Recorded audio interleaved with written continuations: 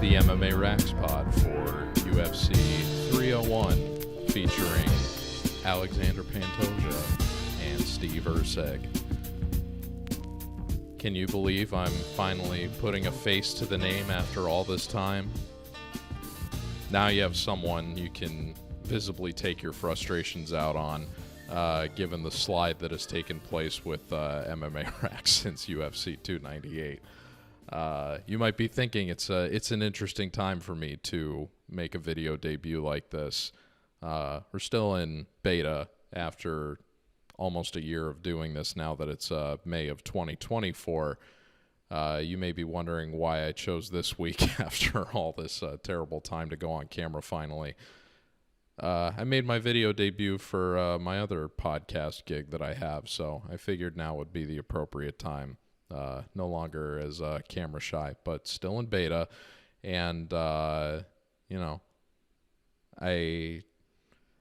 finally got to interview an athlete for my other gig too this week, so I was feeling good about that, and I figured this would be a good time to go on camera. I know pretty much every other podcast that does this, has someone that you can visibly take your frustrations out on. So the plan was eventually to go on camera at some point, but I just didn't know when the timing would be right. I don't see why I couldn't do it right now.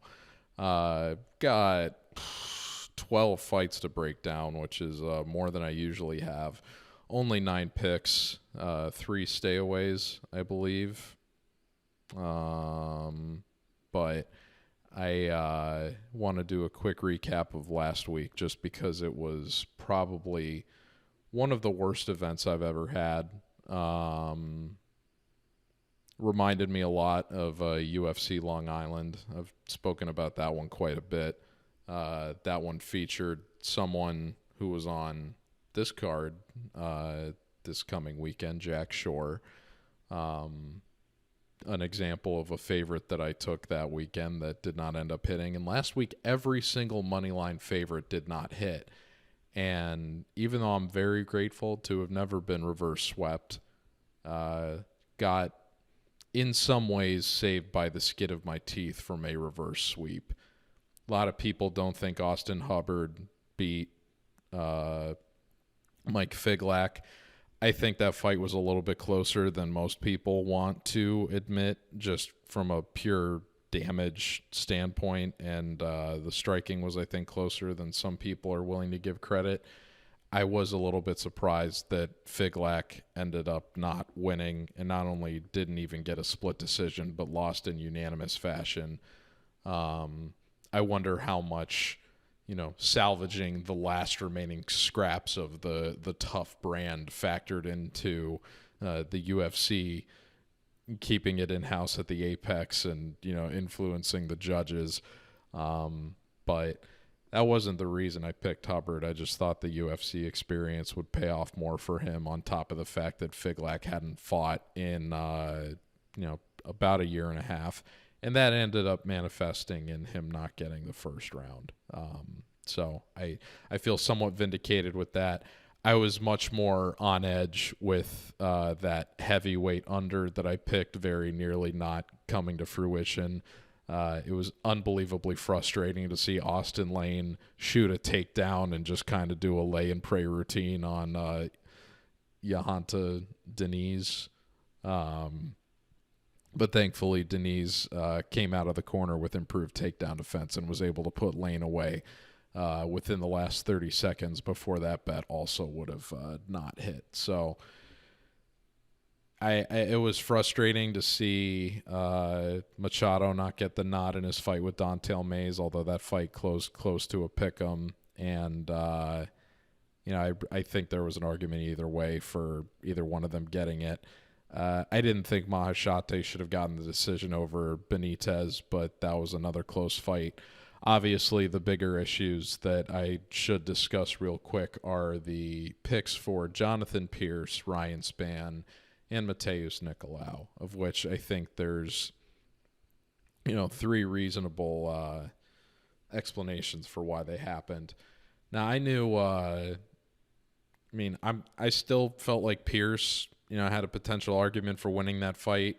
The striking was a lot closer on a numbers basis than I think most people want to recognize, particularly in the last round, mainly just because of that flurry that took place at the end. That was kind of like, Holloway Gaethje-esque in terms of them just standing and trading. But it was obviously very frustrating, even though I recognized that Onama was a very, very solid scrambler and perhaps even better than that. I didn't anticipate that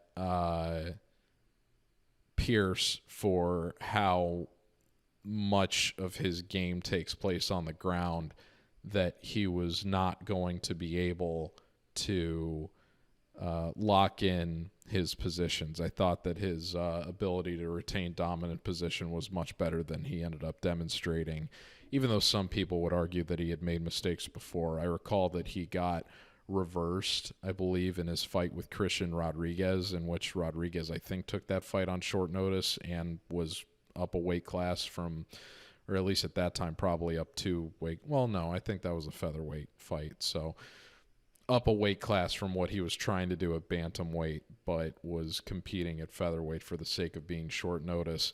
Still ended up losing that, but it was on tape, at least, I guess, in some respects, that Pierce wasn't exactly as competent at retaining dominant position as you would expect. That was another reason why him letting up Joanderson Brito was what led to Brito being able to get the ninja choke in his fight prior to that. So I should have, in light of the fact that I recognized how good of a scrambler Onama was, I don't think anybody would have anticipated 5 reversals. And the round that Onama reversed him 3 times, Pierce still ended up winning in unanimous fashion. So I think that I still felt good about that pick. I'm not necessarily as upset about those as the way that the other 2 went. Spann was a much more frustrating case because even though I recognized that the sample size on Guskov was still kind of small going into this, he was still a fighter that you could tell was someone that made a lot of mistakes, in the same way that even though Ryan Spann gets consistently criticized for fight IQ, you can say a lot of the same things about Guskov.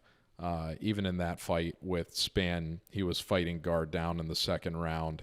Maybe he didn't necessarily respect what was coming back at him, but what was more frustrating was seeing Spann deploy the game plan that would have won him a decision quite easily over 15 minutes, very effectively in the first round, and then just not even attempt to shoot a takedown in the second round and just totally end up giving the fight away because he didn't, whether it was he didn't respect what Guskov was coming back at him with, or he just wanted to entertain a striking battle at that point, he ends up fumbling what should have been a pretty easy victory for him because he just didn't commit to the game plan that he demonstrated was going to work.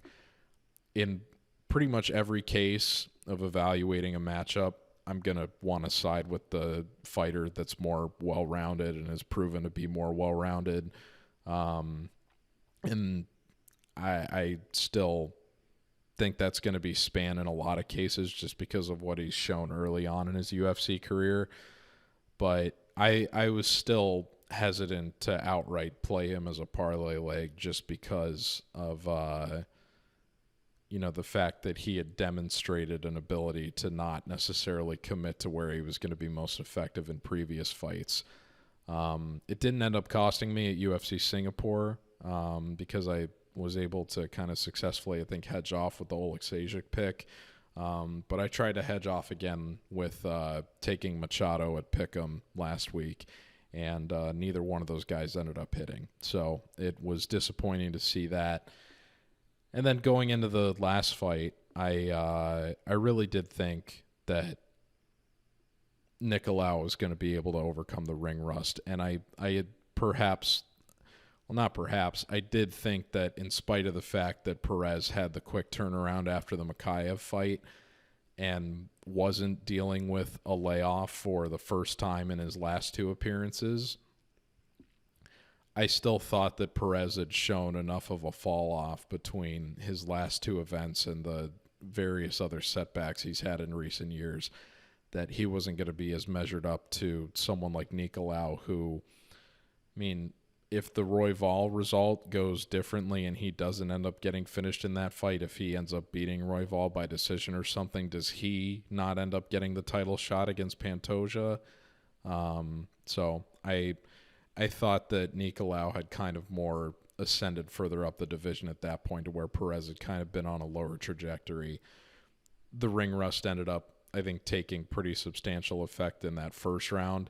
And then it kind of made me a little bit more concerned just seeing Perez, who I had seen before, throw out much more sophisticated combos than what we had seen from Nicolau.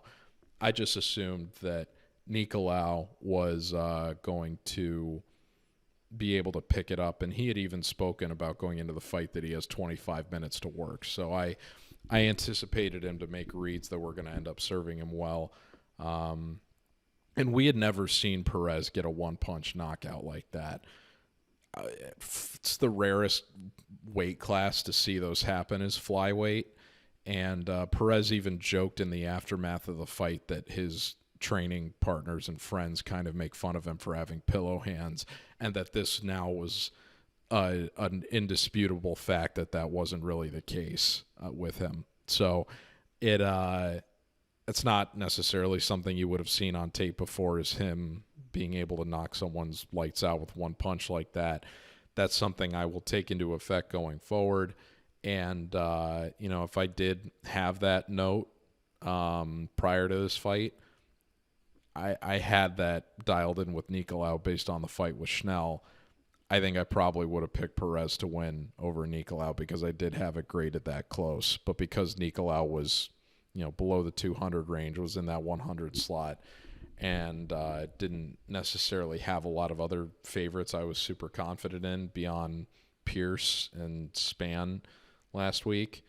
That's why I kind of leaned on making him a parlay leg, in spite of the fact that there was the difference in ring rust. I mean, Perez is a guy that I had liked when I first taped him. I picked him to beat Pantoja, even when he had a longer layoff than Pantoja did, but Pantoja still had about a year layoff of his own.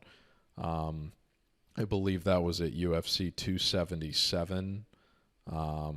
So I was... he was someone that I liked when I taped him. I just I figured that based on what we saw against Makayev and the amount of layoffs, that there was just a little bit more reason to like Nicolau in that matchup. So didn't quite go my way. I would, in light of this victory for Perez, I hope that he does get a title shot soon, given the fact that we've seen Pantoja kind of run through to the division, including Perez at this point. But I would like to see the two of them fight again with a much shorter layoff for Perez, especially because he's already taken another fight that came out this week. I'm not quite sure off the top of my head who his opponent is, but I know that he's going to be scheduled to compete again within the next 2 months. So given that commitment to being more active, I would hope that we get to see him rematch Pantoja while Pantoja still has the belt. And I think it would be much more competitive, and that he wouldn't, concede a choke nearly as quickly as he did the last time the two of them fought. So great win for Perez. Full credit to the guy. Obviously resulted in me having one of my worst days doing this last week. But, I mean, you can go back and see I had a very similar day with UFC Long Island 2 years ago. These days happen, You just have to, you got to take it on the chin and keep a long-term perspective and be confident in your approach that things are going to shake out in your favor eventually. I haven't had a single winning weekend since the clean sweep at UFC 298. And I've gone from something like 30 units in the hole earlier this year to swinging back to being up 30 units after that clean sweep to now being down more units than I was originally when I started that. But last year, I think not right when I started the RAXPOD, but a few weeks before that, I was something like 80 units in the hole. And I had a lot of really, really bad weekends and a lot of weekends where I was just one pick off from being able to have a much more lucrative winning weekend than I would have had otherwise. UFC 287 comes to mind. There was another fight night where the difference for me just ended up being a pretty bad read on the Cedric Dumas fight that he had with Josh Fremd. I've had a lot more just outright bad weekends during this stretch than close calls, even though there have been some of those too. I missed the biggest one I can think of was the weekend after UFC 298 for UFC Mexico City, when the difference for me just ended up being Ihor not beating Ortega after he won the first round, and that ended up costing me like a 40 unit profit night where I had hit on almost nearly every other pick that I put out. Another one I can think of was UFC 299, where the difference for me just ended up being the Almeida Blades fight, where Almeida won the first round and then just took too many hammer fists on the cage in the second round. And even then, UFC 300, the difference was the nickel and Brundage under not hitting. So with this strategy, I've already recognized that I'm going to be assuming more risk than most of the market does. And that, for whatever wild swings there's going to be with the units, I'm going to have time where my ROI looks extremely good. And there's going to be other times like right now where it looks like I'm the worst person doing this for the profile that I have.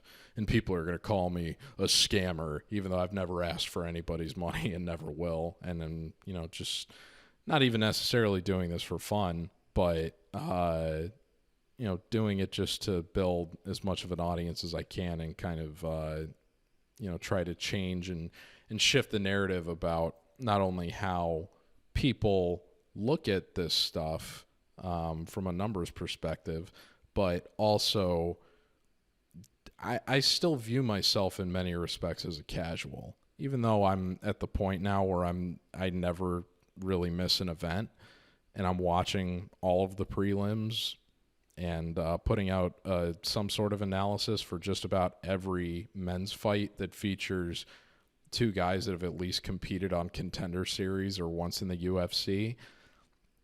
You still don't need to be a technically savvy MMA person to appreciate what you're watching and make predictions on it. And as someone that has been successful as a sports writer in a full-time capacity elsewhere, and producer, I feel confident in my ability to take the skills that I have developed analyzing other sports and applying them to this sport that I really forgot how much I fell in love with when I was in high school and kind of put on the back burner for the next decade of my life. So it's been a really fun 2 years. Last year I was very grateful to stick with it when the times were tough and turn it around in a way that ended up being very, very profitable. And I'm confident I can do that again this year. May not happen this weekend, but I know that there's going to be more good weekends than weekends like the one that I just had. And it's a weekend that I've had before. And that being able to look back on the weekends that I've had that have played out like the last card did gives me a little bit of solace that those are going to happen, but I can still be confident that I've had plenty of other more successful weekends that I'll be able to look forward to in the future, and a process that works and that I can stick with. And even if there's going to be deviations and bad reads, if you just commit to correcting your mistakes, you will eventually be successful. So keep your head up, and thank you for sticking with me. And with that, I think that's enough time lamenting mistakes. It's been about 20 minutes, so let's get into the actual fights for UFC 301, and we will start with Alessandro Costa and Kevin Borjas. Costa enters 13-4 after most recently competing at UFC 295, dropping a unanimous decision to one of the competitors in the title fight on the evening, Steve Erceg. Kevin Borjas also competed at UFC 295, dropping a unanimous decision to Joshua Van.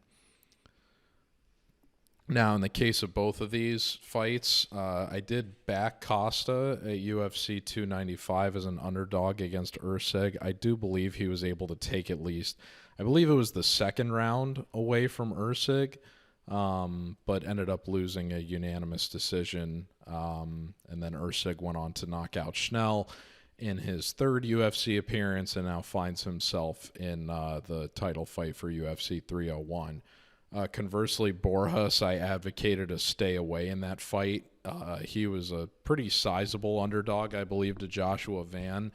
And I did want to pick Van in that circumstance, but just thought that the price was a little bit too large. And Borjas did end up taking away the first round from Joshua Van in that fight, although ended up falling behind in the last 10 minutes and losing a 29-28 unanimous decision.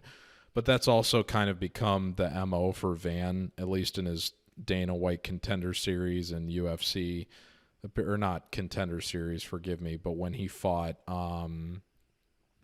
Zumagulov, he's kind of demonstrated that he will traditionally not take the first round off, at least kind of take a round to get going and then make reads and then, go on to find success in much of the later rounds.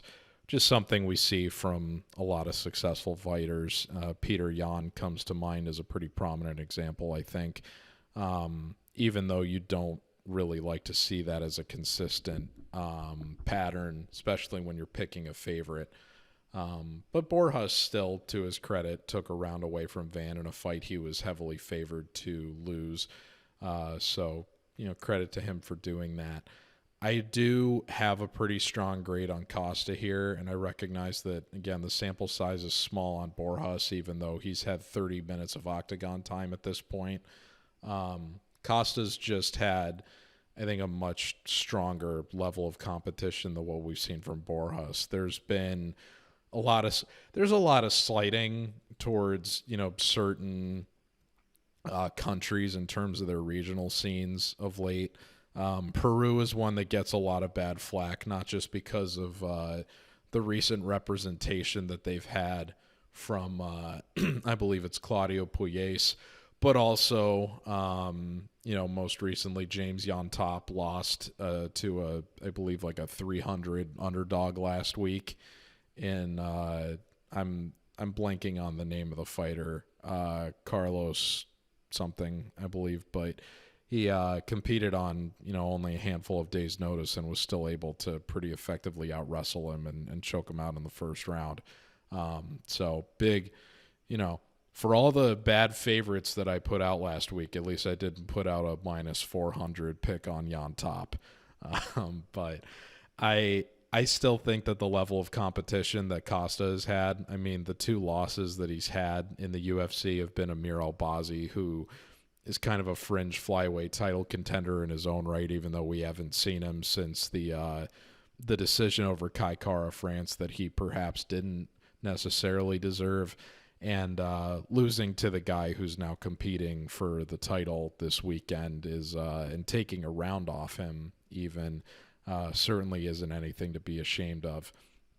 The the split decision on Contender Series isn't very strong. I think that's part of the reason he had to go back to Lux Fight League and get a knockout within 15 seconds in that fight in order to kind of earn his way back. And I believe even his fight on Albazi, he was a short notice fill-in for that, which is kind of how he worked his way back in.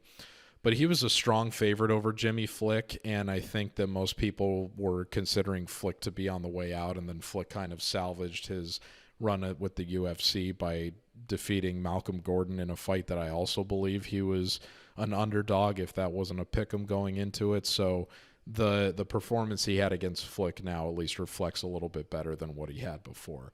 I do think that the other things to consider here are that Costa's just demonstrated a bit more of a well-rounded game than what we've seen from Borjas.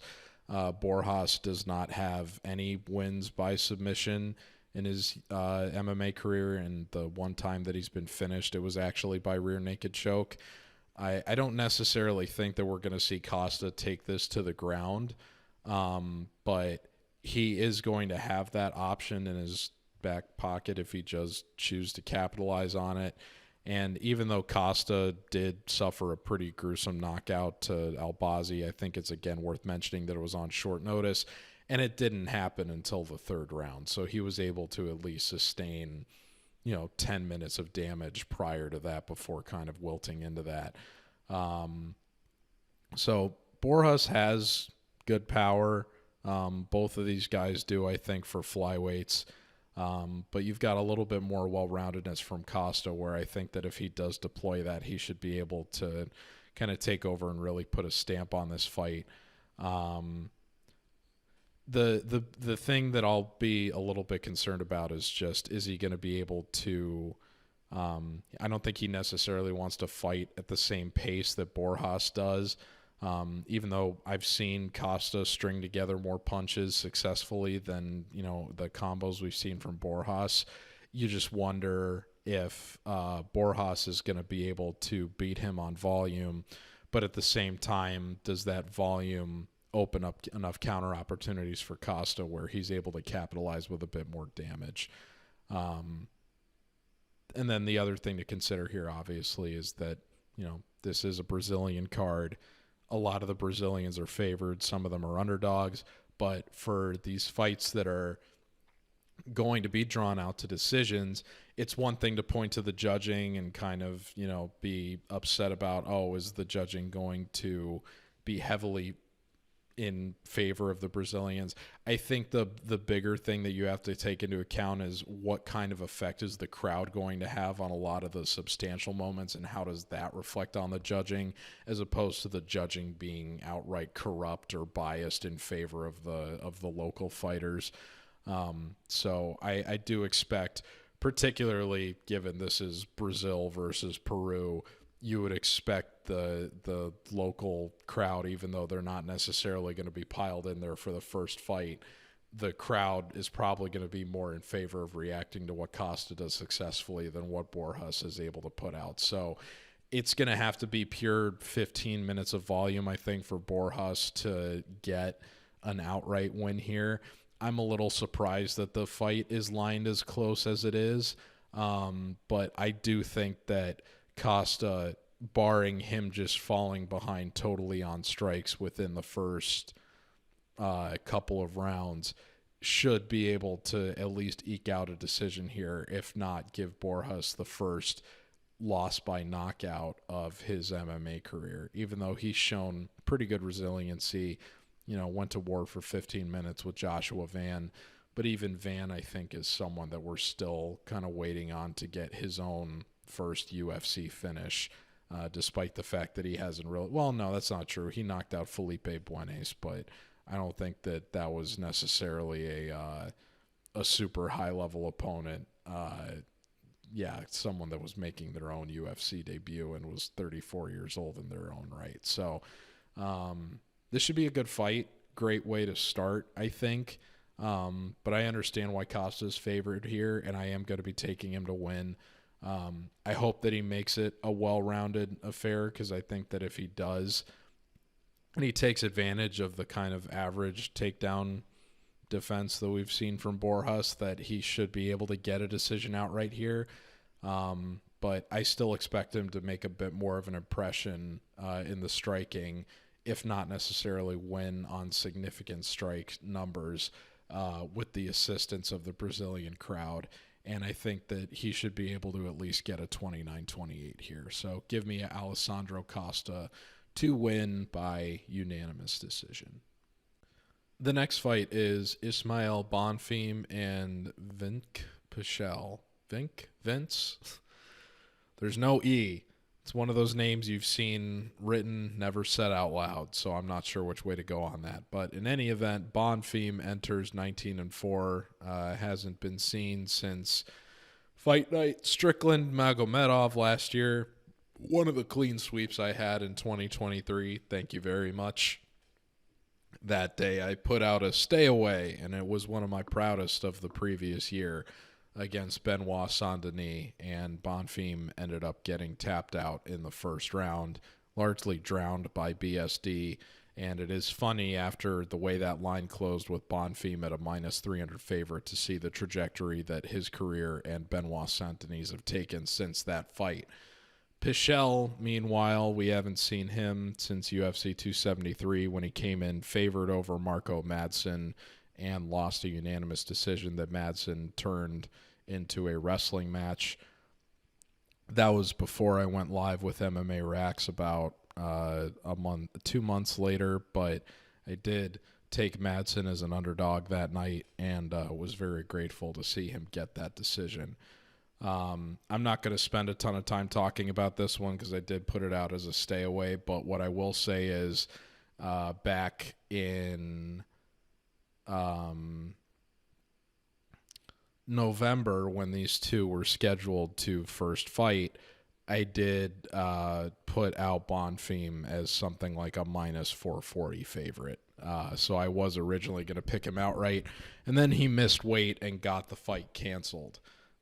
Back then, he was dealing with a much shorter layoff than what he has coming into this, while Pichel was still dealing with not fighting for about a year and a half. That's now since been extended out to roughly 2 years, and we're looking at a situation where Bonfim hasn't competed in the octagon now in 10 months. So that has skewed a bit of my grading relative to what the ring rust advantage for Bonfim was going to be here.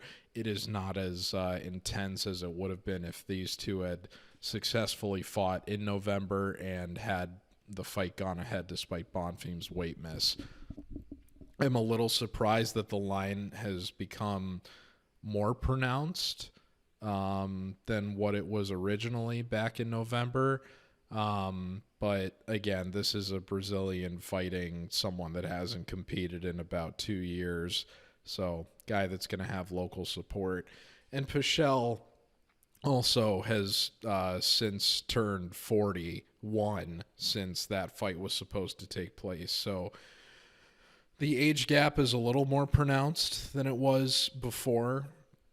And just for the kind of style that Pichel needs, which I thought he was going to struggle with outperforming Marco Madsen in, it's going to be difficult for Pichel to fight the more well-rounded style that he needs.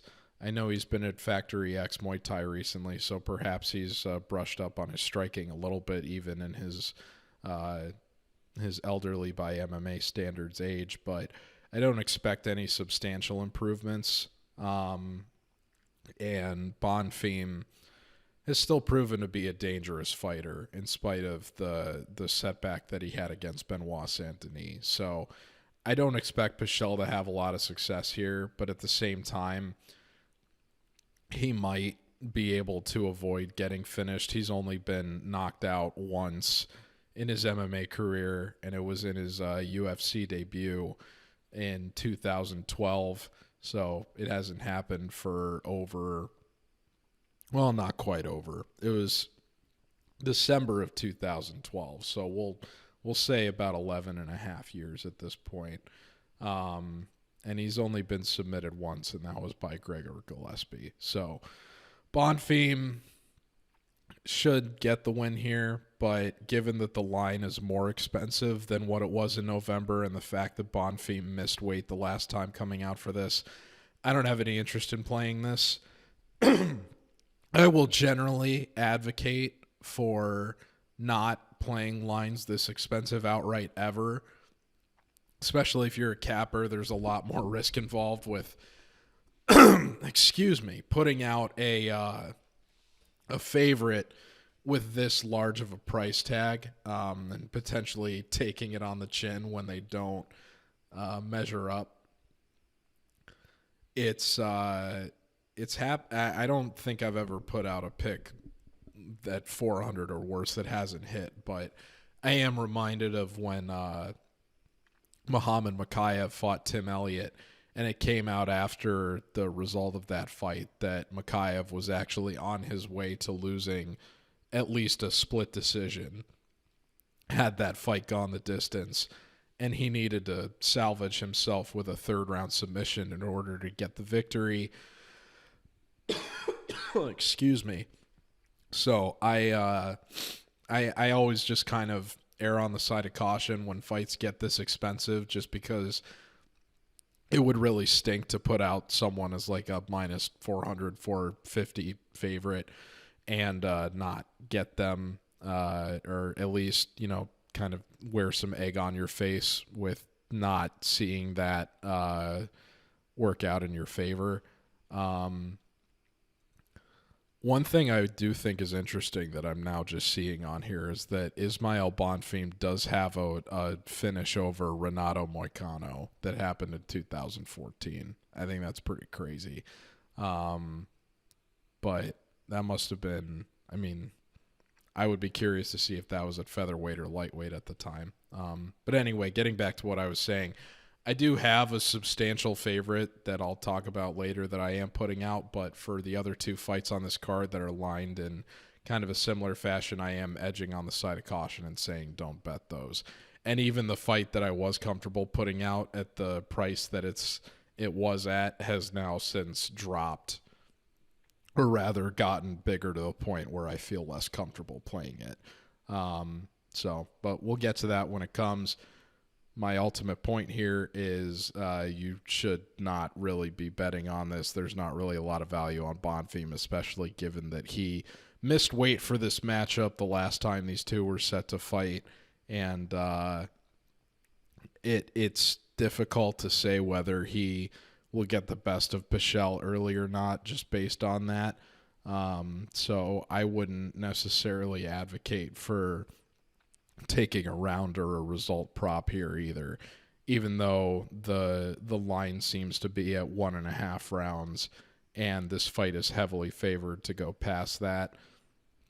This could very easily be a case where the ring rust and the age for Pichel causes enough of a drop-off where Bonfim is able to take advantage and kind of feed off the energy of fighting in front of his home fans, much as he did against Terrence McKinney last year. So Bonfim should win, but, I'd probably play him out to like the 300 range, but getting down to minus 550, that's just kind of an irresponsible money line bet, so I wouldn't take that.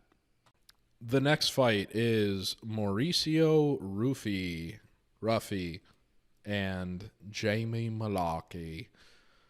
Oh, Jamie Mullarkey. Ruffy enters 9-1. Most recently appeared in October on Contender Series, in which he scored a pretty significant upset over Raimond Magomedaliev, who I believe was coming into that as an acclaimed striking partner of Islam Makhachev before he gassed in the second half of the fight, and Ruffy was able to end up scoring an upset knockout in what very nearly was going to be the first fight of his to go the distance in his MMA career. Prior to that, he hadn't even seen a third round in his MMA career. Mullarkey, I faded at Fight Night Song Gutierrez against Nasrat Haqparast and made Haqparast a leg that night. And even though I didn't end up profiting on that event, I don't believe Haqparast very much vindicated my selection and performed a price in knocking out Mullarkey inside of 2 minutes in what was one of, if not the most impressive win Haqparast has had in the UFC. And that kind of sets the tone for how I think this fight is going to go.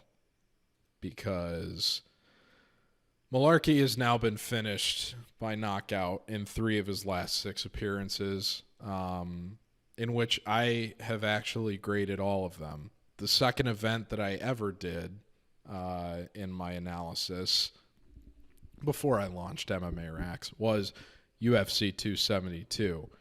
That was a night in which I went something like 0 for 6 on picking plus odds picks, including underdogs. And one of the ones that I took was Mullarkey versus Jalen Turner. I took the plus 1.5 because I think I might have had Mullarkey graded a win, but I just did not expect him to be able to deal with Turner's finishing ability and size well, and that ended up being the correct case, but I was incorrect in my assumption that Mullarkey would at least be able to hold up until the second half of the fight and make things interesting.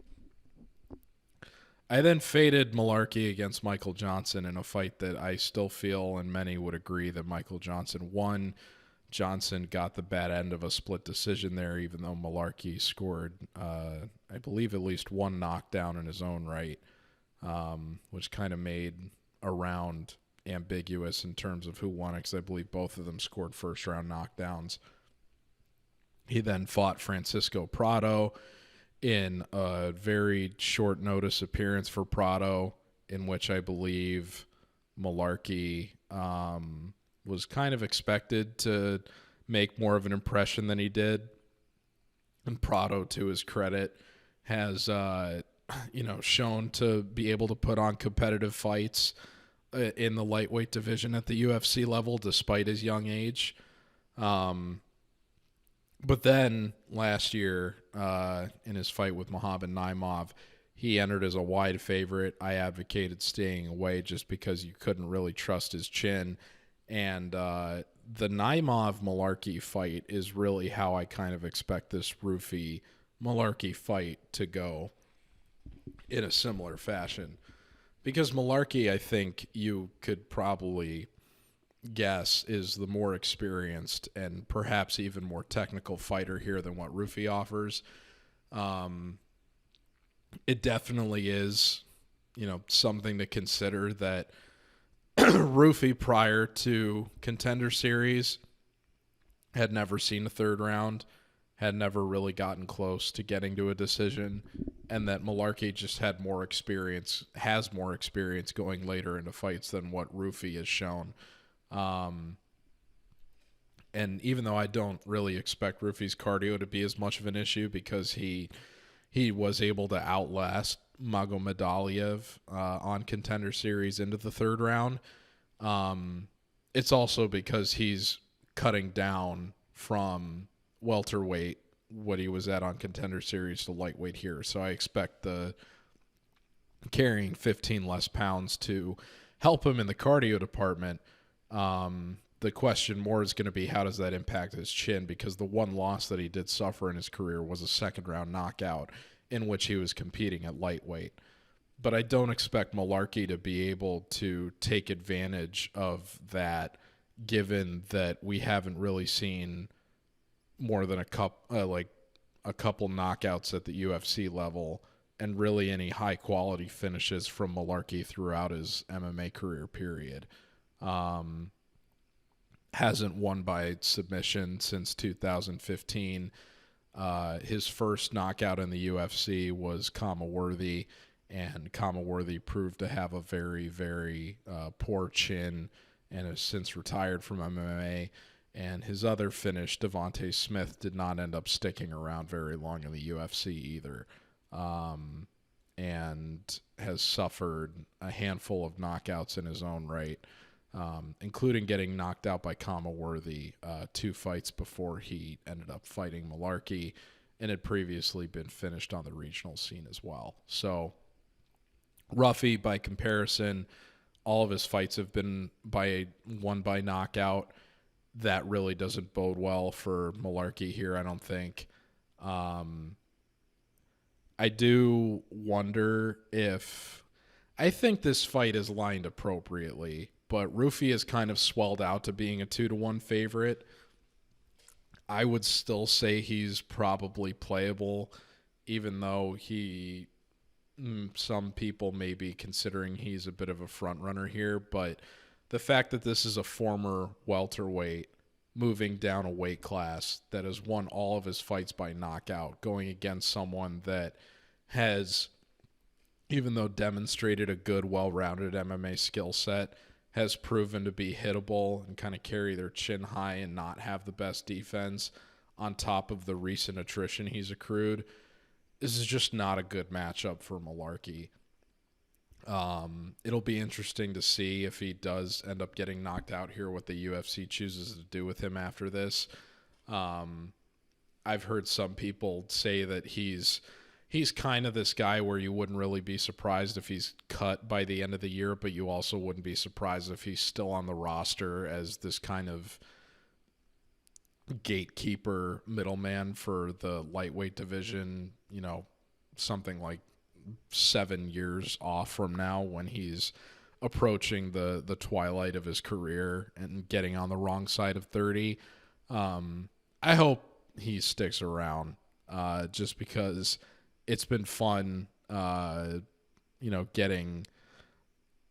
he's a fighter that I've capped very, very successfully. So I don't want to see him go away just for maybe even that sake. But I do think Ruffy is going to get a first or second round knockout here. I think he'll feed off the energy of the Brazilian crowd. I wouldn't be surprised if, as I said, it goes very similar to the fight with Muhammad Naimov, where Ruffy perhaps loses the first round. Mullarkey does a good job mixing things up early on, but as the fight continues to progress into the second round and Ruffy's starting to get a bit better of a sense of timing and range, Mullarkey gets caught doing some kind of, not necessarily lazy, but just leaving himself open for a counter on like a 1, 2, or 3 combo exchange. And Ruffy's able to capitalize with the counters that he's kind of known for and really put a compromising shot in on Mullarkey. So give me Ruffy to win. I hate seeing that his price has gone out to minus 210, but I still think he's playable at 2-1 just because, again, this is a pretty massive fighter that is getting a massive and local fighter that is getting served up an opponent that has accrued a lot of concerning damage within the last 2 years. So give me Mauricio Ruffy by second round knockout. The next fight is Drakkar Klose and Joaquim Silva.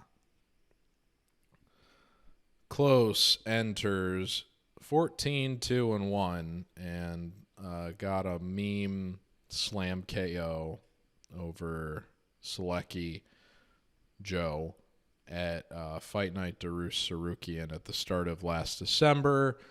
Joaquim Silva we have not seen since on that same card getting a unanimous decision win over, Clay Guida.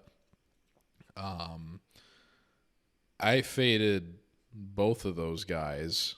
I believe Selecki might have been a favorite. My memory doesn't serve me well on that, but I know Guida was an underdog.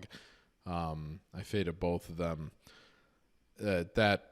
Those back-to-back slam KOs from Brundage and Klose just haunt me so bad. Not even because I biffed both of the picks, but mostly just because I had Reese as a parlay leg that night, and to see two of the only 13, 15 slam KOs in UFC history happen back-to-back like that was just one of the, in a year full of really weird beats, that was probably top 3 worst ones. So I don't put a ton of stock into Klose's win over Selecki. I'm mostly just glad that he got back in the octagon after being off for about a year and a half, and that heavily cuts into the ring rust that he has going into this matchup. Silva, even though he got the unanimous decision over Guida did take the second round away from him, I believe, in unanimous fashion. So it was a 29-28 performance, and going into the final round. Perhaps could have gone either way, but Silva being a bit, having a bit less wear and tear on him, figured to probably take it away down the stretch in that regard. Even though Gita has been known to make weird impressions with the judges in the past. This is an interesting fight. It's I feel pretty good about Klose winning this, but it'll be interesting just because he's a guy that has, for so much of his UFC career, relied on decisions for his victories. This is a guy that beat Bobby Green in 2018 in unanimous fashion. So he's proven that he can be a really effective fighter going the distance. You just wonder how much that's going to make a definitive impression, given that Silva is going to be having the Brazilian crowd behind him and is a guy that does throw very hard in just about all of his strikes. And Klose is a guy that's been, if not knocked out more recently or more often, has at least suffered a pretty aesthetically bad KO at the hands of Beneil Dariush, especially in a fight that he was on his way to winning, or at least had Dariush hurt in that exchange before Dariush was able kind of to battle back. Not saying Silva's on the same level as Dariush in terms of just all-around well-rounded MMA ability. And, to that point, Silva's nickname being the BJJ Kid is, pretty ironic considering the guy hasn't had a win by submission since 2014 and has really just leaned on striking success for pretty much the entirety of his UFC career. But it is important to remember, I think, that Silva, hadn't been knocked out prior to getting to the UFC. And even though he's only fought 5 times since 2019, 3 of those 5 losses have been by knockout. So he is coming into this with, I think, a more significant level of attrition that perhaps isn't really being acknowledged as much here as it should, even though I don't necessarily trust Klose to be a guy that's going to be able to take advantage of that effectively. So I'm just a little bit hesitant about picking Klose or making him a parlay leg, even though I think his price is good. He's, I put him out at minus 161 earlier this week, and he's kind of hung around the minus 177 range. He hasn't quite gotten out to 200 in any books, the way that Mauricio Ruffy did against Mullarkey. But I still just worry about, if Silva is able to have a bit of a bigger moment early on, and there are any close rounds from then on that are a bit in dispute, does this end up becoming one of the weird splits where a Brazilian ends up getting a decision that they perhaps otherwise shouldn't have? But that aside, on the numbers, Klose has all of the advantages in the striking, offensively and defensively. He's a far more efficient offensive striker than Silva is, so I think at least on volume, Klose should be able to make a pretty good impression in that respect. May struggle a bit with the fact that Silva's an outright southpaw.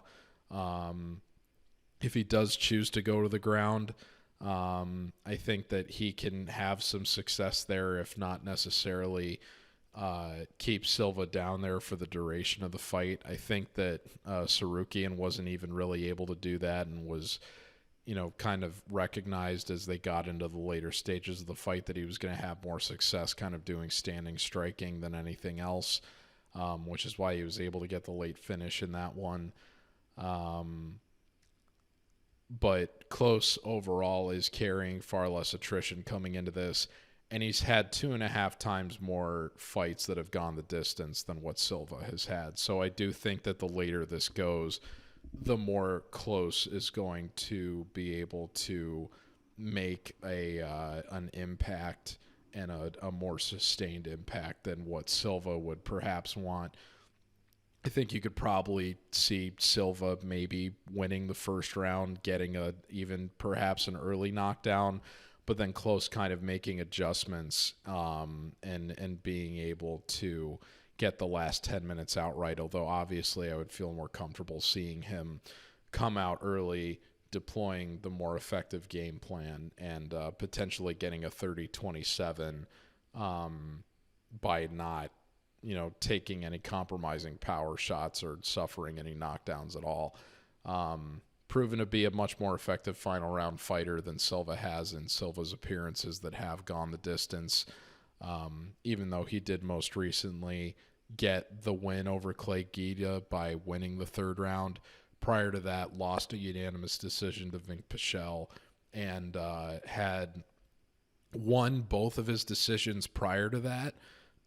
Excuse me, but did need to win those in split capacity against fighters that are no longer in the UFC.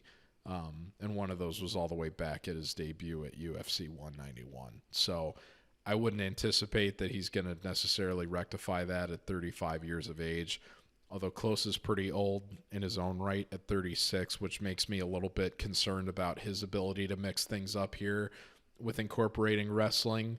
And if he does end up just leaning on striking for 15 minutes, I have to wonder where this goes relative to Silva being able to make an impression that the crowd is then able to feed off of and the judges are then, forced to consider.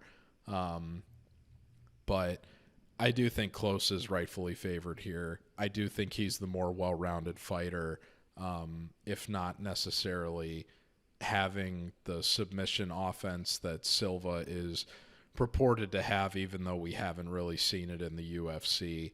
But I do think that Klose is going to be the side here, and I think that he should end up winning a 29-28 decision. So give me Klose by unanimous decision. I won't be surprised if Silva makes this closer than it should be. I will probably end up making Klose a leg just because this is now a better price than what you're seeing on the Ruffy fight. And I think that where I would have been a lot more concerned about this if we hadn't seen Klose since his win over Rafa Garcia. I think that him being back in the cage more recently, these guys having the exact same layoff, that makes me more confident that Klose is going to be able to come into this and not just give away the first round and need to settle in for the last 10 minutes. I think that there's a much higher likelihood that Klose is able to come out and fight effectively for 15 minutes in a way that he's potentially going to be able to get a 30-27 or even possibly a finish by ground and pound. So give me Klose to win 29-28 decision here. The next fight is Jean Silva and William Gomis. Silva enters 12-2 after getting what I believe was a short notice knockout win over Weston Wilson at Ankalaev versus Walker 2 in January. I took the under in that one because Silva was a wide favorite. I believe possibly out to even the range of minus 1,000. And minus 900 was what he closed at, so close enough. Wide favorite, the under was correct, got a first-round finish.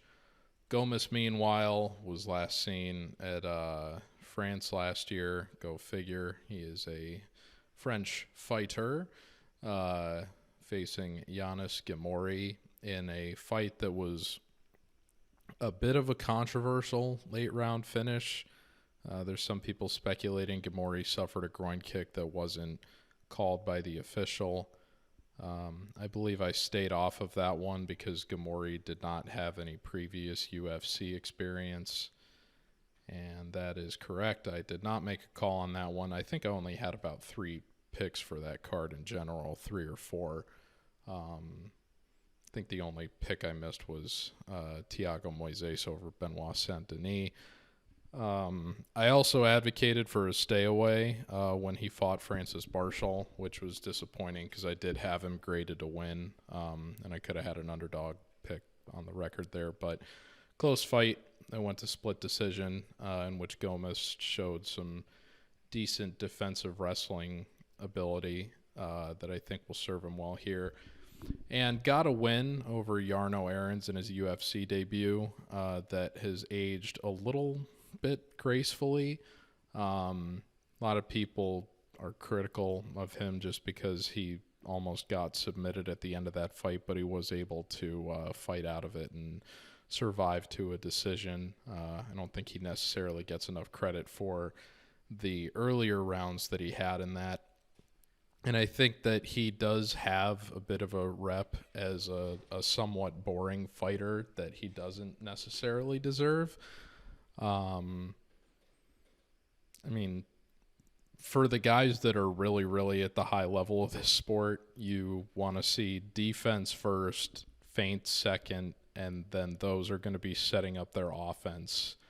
You don't necessarily want to see guys that are foot down on the accelerator the whole time, because even though they'll probably be able to starch their lower level competition, once they encounter, fighters that are further up in technical ability and the professional ladder, that's where they tend to encounter some difficulties, which is kind of what I think the MO is here for Silva.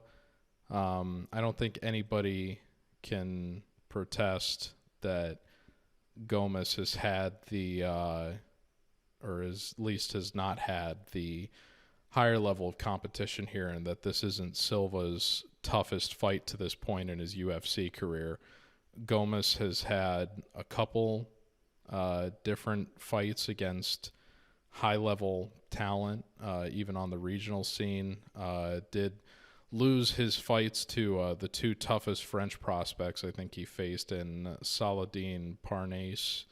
I don't know if I'm saying that correctly, but also Morgan Charrière, who just most recently lost to Shepe Mariscal about a handful of weeks or a month ago. But even then, Jarno Aarons, Francis Marshall, both, I think, higher level fights than any of what Silva's had to face even in his brief stints on Contender Series and against Weston Wilson. The fight he had against Kevin Vallejos, it's interesting hearing people criticize Peruvian MMA. I think if you're looking at, other scenes that don't necessarily have the highest level regional competition, Argentina would probably be another example of that relative to South American countries. Vallejos is out of the same gym, Brothers of Life MMA, as Francisco Prado. And we haven't really seen him since, and he was able to take a round away from Silva when they did fight. So I understand why Silva's the favorite here. I think he's definitely gonna be more of an aggressor.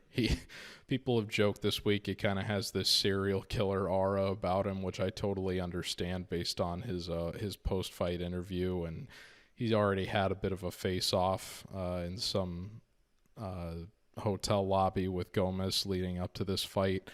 But Gomis is gonna be, I'm not sure if Silva has faced someone yet that is going to be presenting the size difficulties at featherweight that Gomis offers here, both in terms of having a 4-inch reach advantage in addition to standing nearly half a foot taller.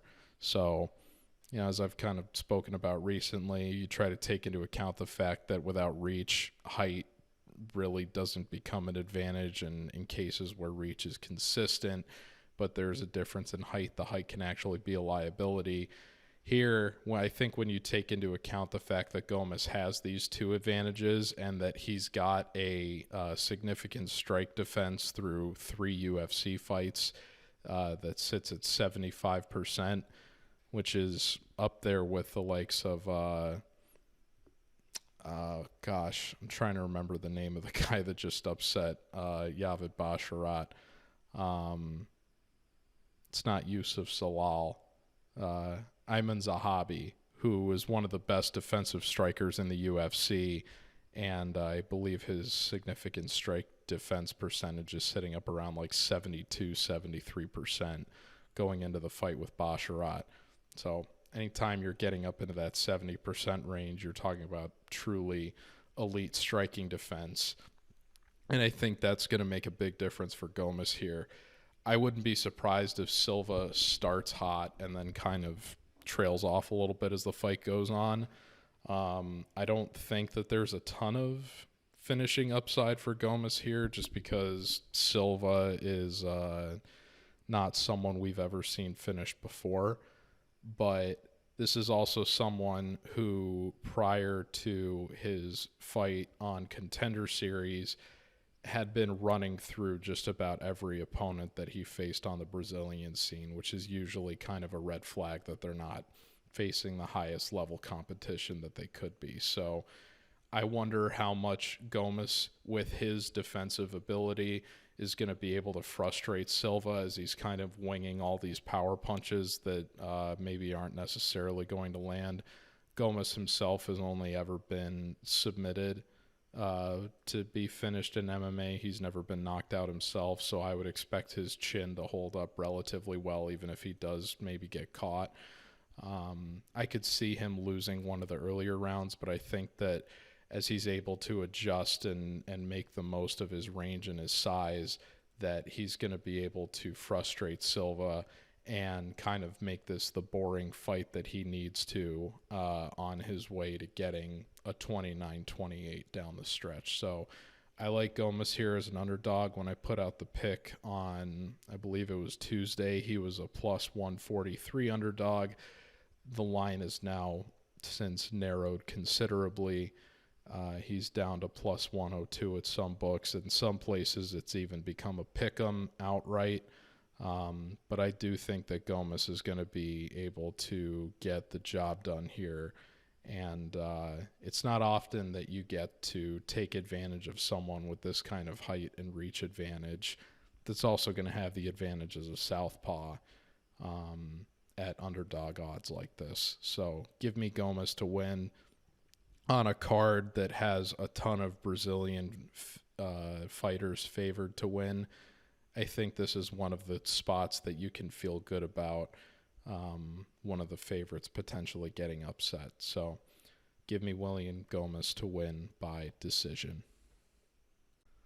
The next fight is Myktybek, Orolbai, and Elves, Brener. Orolbai is coming off a short notice UFC debut in November against Uros Medic, in which he was able to make the most of his short notice appearance by picking up a submission win in the second round.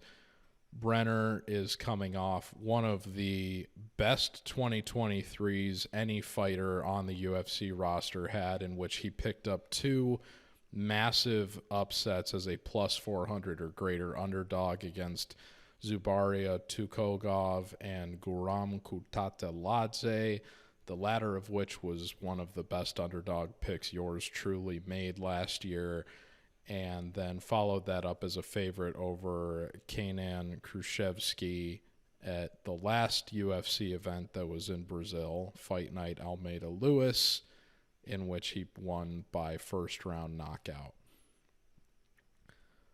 Orolbai, I think, even though there's a lot of people that have become swept up and are swooning with him, I would point to Uros Medic's post-fight interview after his win over Tim Means last week, in which Medic said he was preparing for a Muay Thai striker all camp.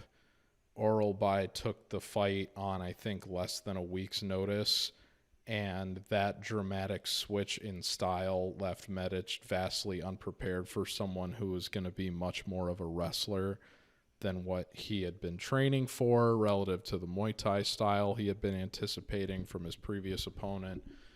And Medic admitted that if he had had more time to prepare for that style, he thinks he would have been able to more successfully mitigate what Orolbai was bringing back at him.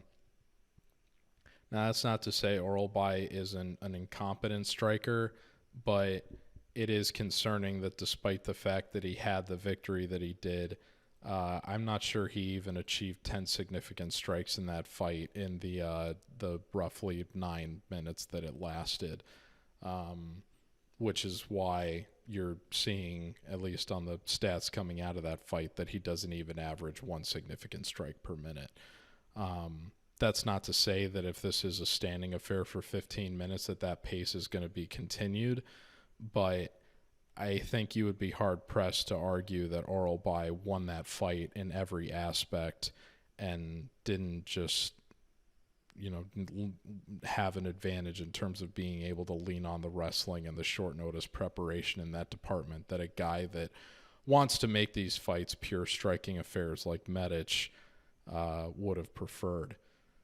So I think he's getting someone who's a bit more well-rounded in Brener, and someone who's a bit more battle-tested in the UFC, someone that has had more time to prepare for the style that's going to be coming.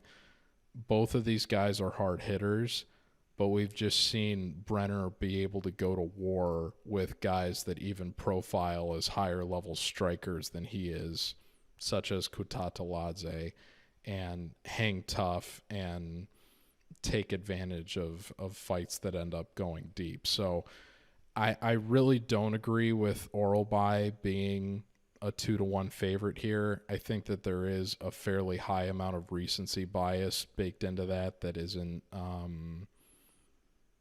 is kind of disrespectful to what Brener was able to accomplish last year.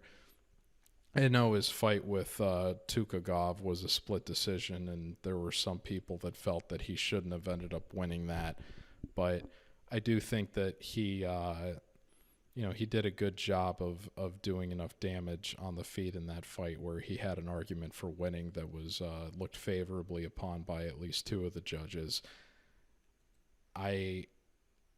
Orolbai's never been finished, but just based on the fact that this is not necessarily a step up in competition relative to the fighter that he just faced, but given that he is going to be moving down in a weight class to lightweight, taking a little bit of weight off of his chin, and he is going to be facing a presumably more difficult fighter than anybody he faced on the regional scene.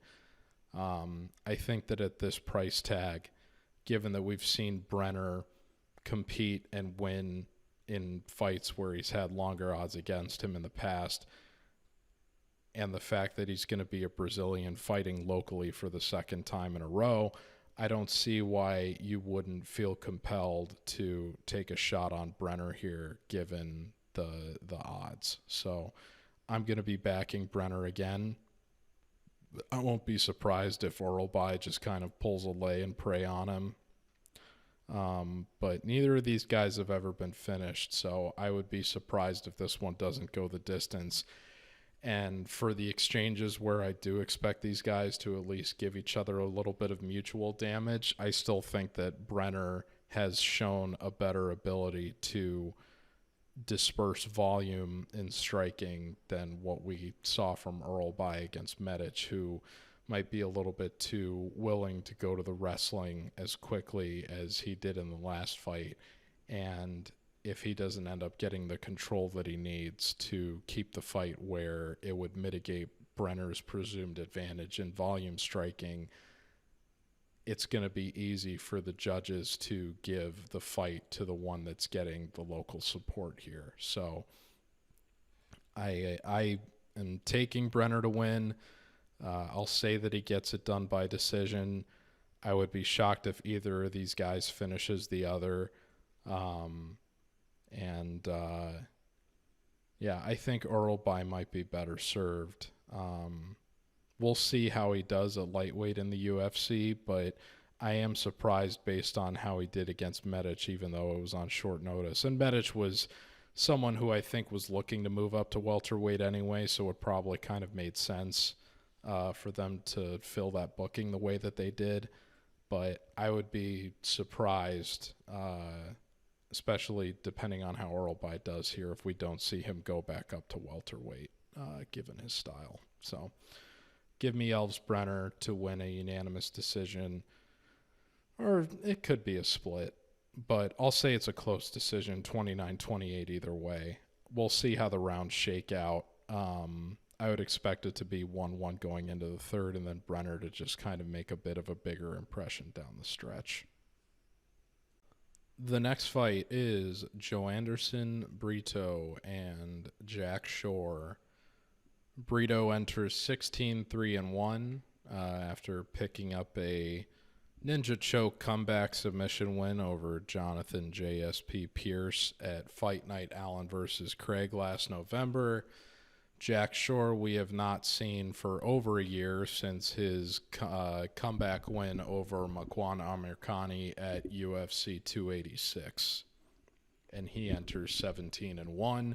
His only loss in MMA prior to that was his previous fight against Ricky Simone at the aforementioned UFC Long Island, in which he was about a 300 favorite over Mr. Simone, who has not had a lot of UFC success since that fight. I did more tape for this one than just about any other on the card, just because Shore was somebody who I taped very early on when I started doing this in anticipation of Fight Night Volkov-Aspinall. And I needed to not only update him, but also update Joanderson Brito, who was another person I taped very early on. Didn't have a lot of confidence in fading against Andre Fili, so I decided to take the over in that fight, thinking that Fili was going to be able to at least, get kind of grind out, if not win a decision, at least kind of delay the fight with wrestling out to a decision, and then that fight ended in less than a minute. So that was a brutal over to get wrong in the infancy of my betting career.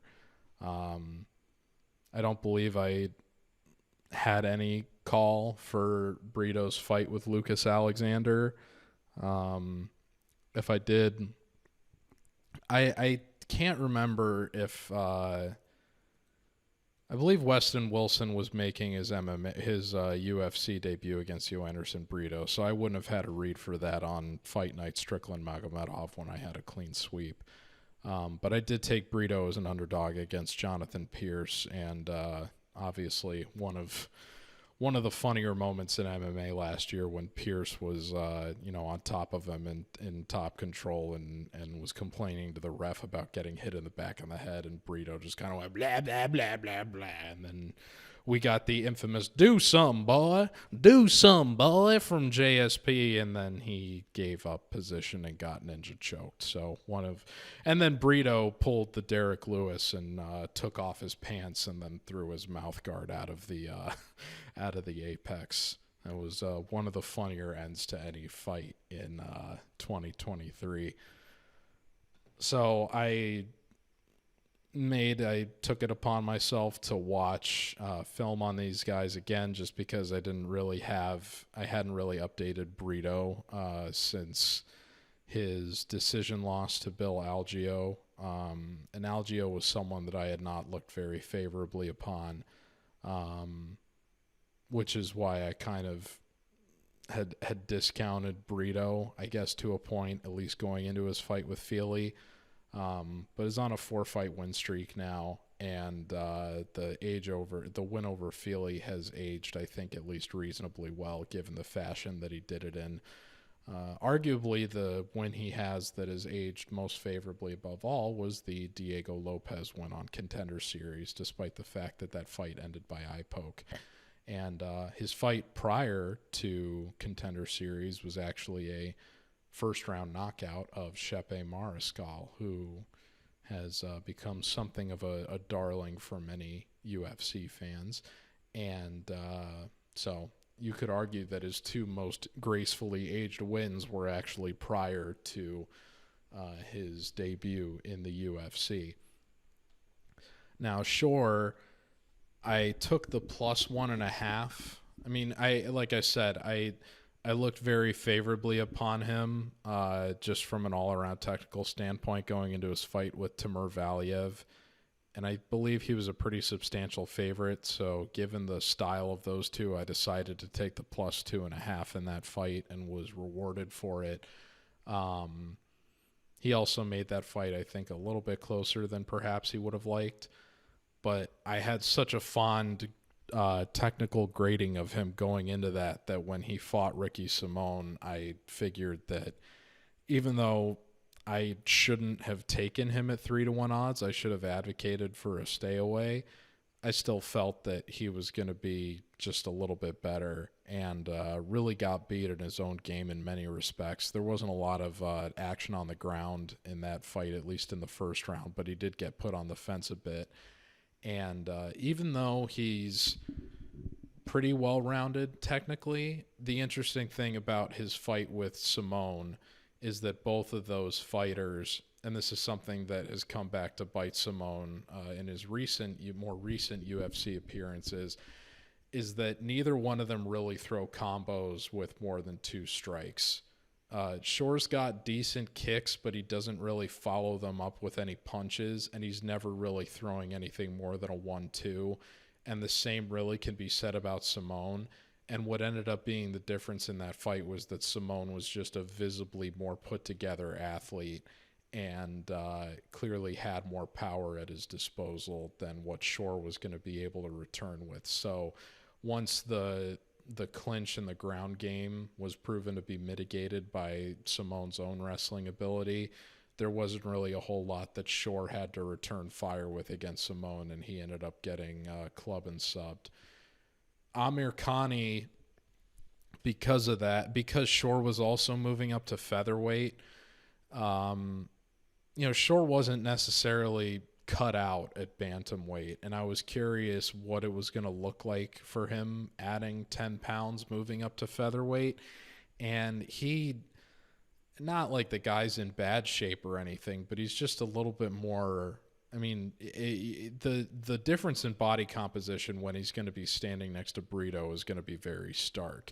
He's going to look a lot more doughy and just less athletic compared to someone like Brito, who's, very cut out. So I was curious going into the Amir Khani fight how he was going to handle the move up to featherweight, and perhaps how is that going to affect his cardio. And the problem is he was facing someone in Amir Khani who was notorious for only having 1 round of cardio in himself. So it became kind of a matter of, okay, Amir Khani's going to probably win the first round, but then what happens after that? So I decided to take the plus 1.5, thinking Amir Khani was going to at least survive the first round, if not win it outright, and then Shore was probably going to be able to just kind of outlast him to the end, however late that fight ended up going. And Shore ended up putting the rear naked choke on him in close to the final 30, 45 seconds of the second round. So I was glad to hit that.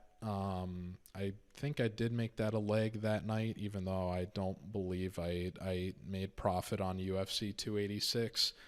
But in taping it again, I mean, there's just things that, even though I still think Shore is very technically sound in a lot of rounded aspects, the difference in this fight is strictly just going to be the fact that Brito is a more powerful hitter and that he is more aligned with putting pressure on and throwing combos in a way that I don't necessarily think Shore is going to be able to respond well to, or at least in a way that would allow him to successfully deploy his own offense on the ground. Because we just saw Brito able to get up from Jonathan Pierce putting him on the ground. And granted, I think Shore is much better at retaining dominant position on the ground that Pierce has demonstrated to, not only in the fight against Brito, but also most recently in his fight last week with David Onama. But I just don't anticipate Shore having enough ability on the feet to compete with what Brito has already demonstrated he can do against higher level fighters in this division than what Shore has faced in the UFC in general. So I hesitate to call this a step up in competition for Shore because he has already fought Ricky Simon, who I believe was ranked in bantamweight at the time that the two of them fought at UFC Long Island.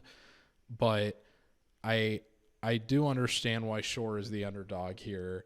And even though I wouldn't necessarily be surprised to see him kind of grind out a decision if this does get past the first half of the fight, I still think that the difference in striking here, particularly because of the power that Brito has regularly demonstrated, is going to be pretty stark. At the end of the day, it just comes down to Brito, I think, is more easily able to match the advantages that Shore is going to have on the ground than Shore is going to be able to match the advantages in athleticism and striking that Brito offers on the feet. So I think Brito is an understandable favorite here. I think it's a good price for him at minus 164. I am going to be taking him to win. I don't know if he's going to get it done in the first round necessarily, but I will say that he does knock out Shore within the first 10 minutes. It'll be the first knockout loss of Shore's career, but that could have just as easily come against Simon because he took a shot to the temple pretty hard in that fight that just completely took the equilibrium out of his legs. And at that point, it could have just been finished by ground and pound for Simon, or he had the option of going for the submission, and he ultimately took that one. Brito's won fights in the UFC by both rear naked choke and guillotine, so it wouldn't surprise me to see him win with a more basic submission here. But I think it's more likely that he hits Shore with a power shot that he hasn't had to experience at any level of MMA yet, and that ends up putting him out outright. So give me Brito by second round knockout. The next fight is Caio Borralho and Paul Craig. Borralho is 15-1, has not lost a fight since his second MMA appearance ever in 2015, which was by unanimous decision.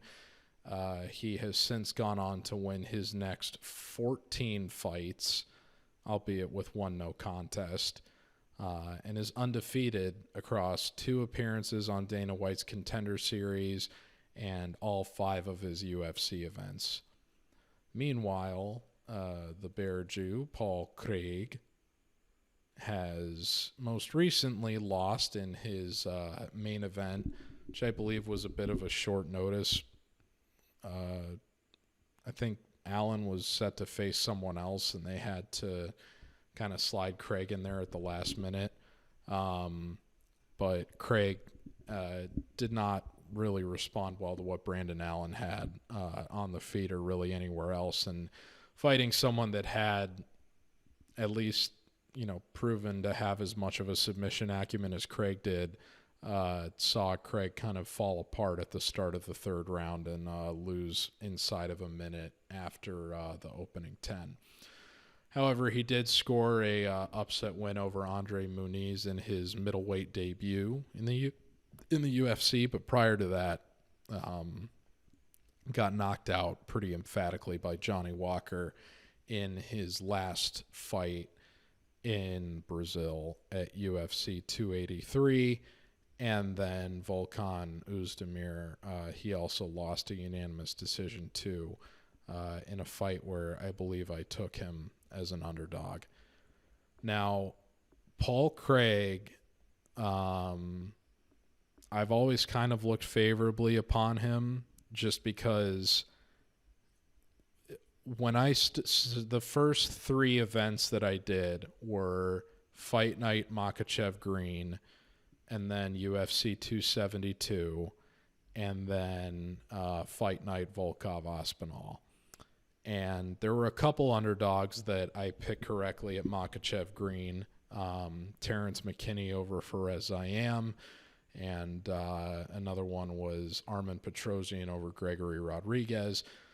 So I was, I had a bit of a mixed result on my first event. There were some fights that I didn't necessarily feel great about the way things went. I believe one of the other, I think it was the worst pick that I made was Misha Serkinov over Wellington Turman that night.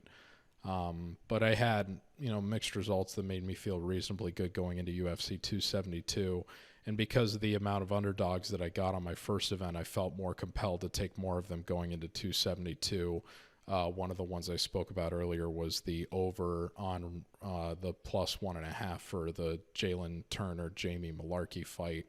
But I ended up going something like 0 for 5 or 0 for 6 on underdogs at UFC 272 and just having a really, really bad night. And I took a break after for the event following that. There was another event between that London fight night and UFC 272. I think it was a fight night featuring Song Yadong, but I think it was Yadong versus Marlon Moraes, if memory serves correct, but I didn't bet that event. But I only had one money line underdog that I ended up grading for Volkov Aspinall. And I thought, okay, this is going to make a pretty significant, in terms of if I'm going to have a long-term trajectory of doing this, this is going to make a pretty big difference for me.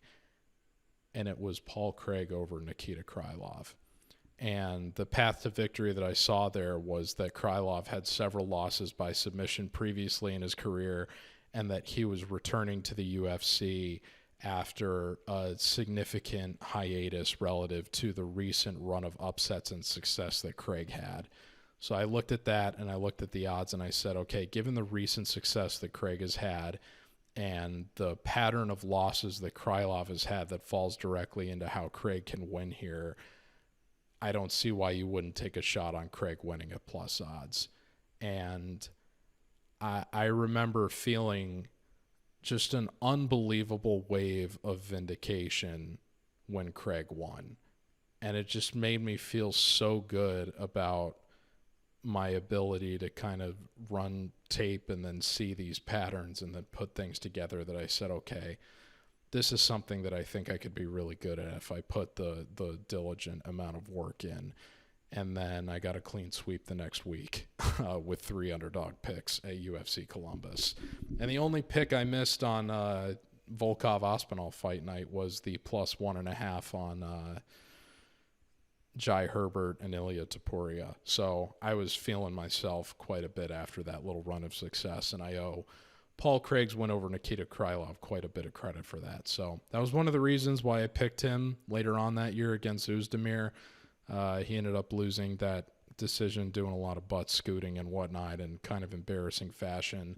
But I followed that up by taking the under when he fought Johnny Walker, just because I thought the discrepancy in the striking was going to be too much there. And I took another under when he fought Andre Muniz, just because I thought that was going to be a bit of a closer fight, and Muniz had proven to be a little inconsistent in his own right, and that ended up being correct. Took another under when he fought Brendan Allen. That ended up being incorrect. I'm sorry, both of those, the under against Muniz and the under against Allen, ended up being incorrect. So I've kind of abandoned the desire to not only in light of the recent attrition that Craig has accrued in the move down to middleweight, but also just given he hasn't really demonstrated, the level of competent striking up to where he'd be able to hang with a lot of the more top-level guys consistently in the UFC, as opposed to just relying on submissions from guard.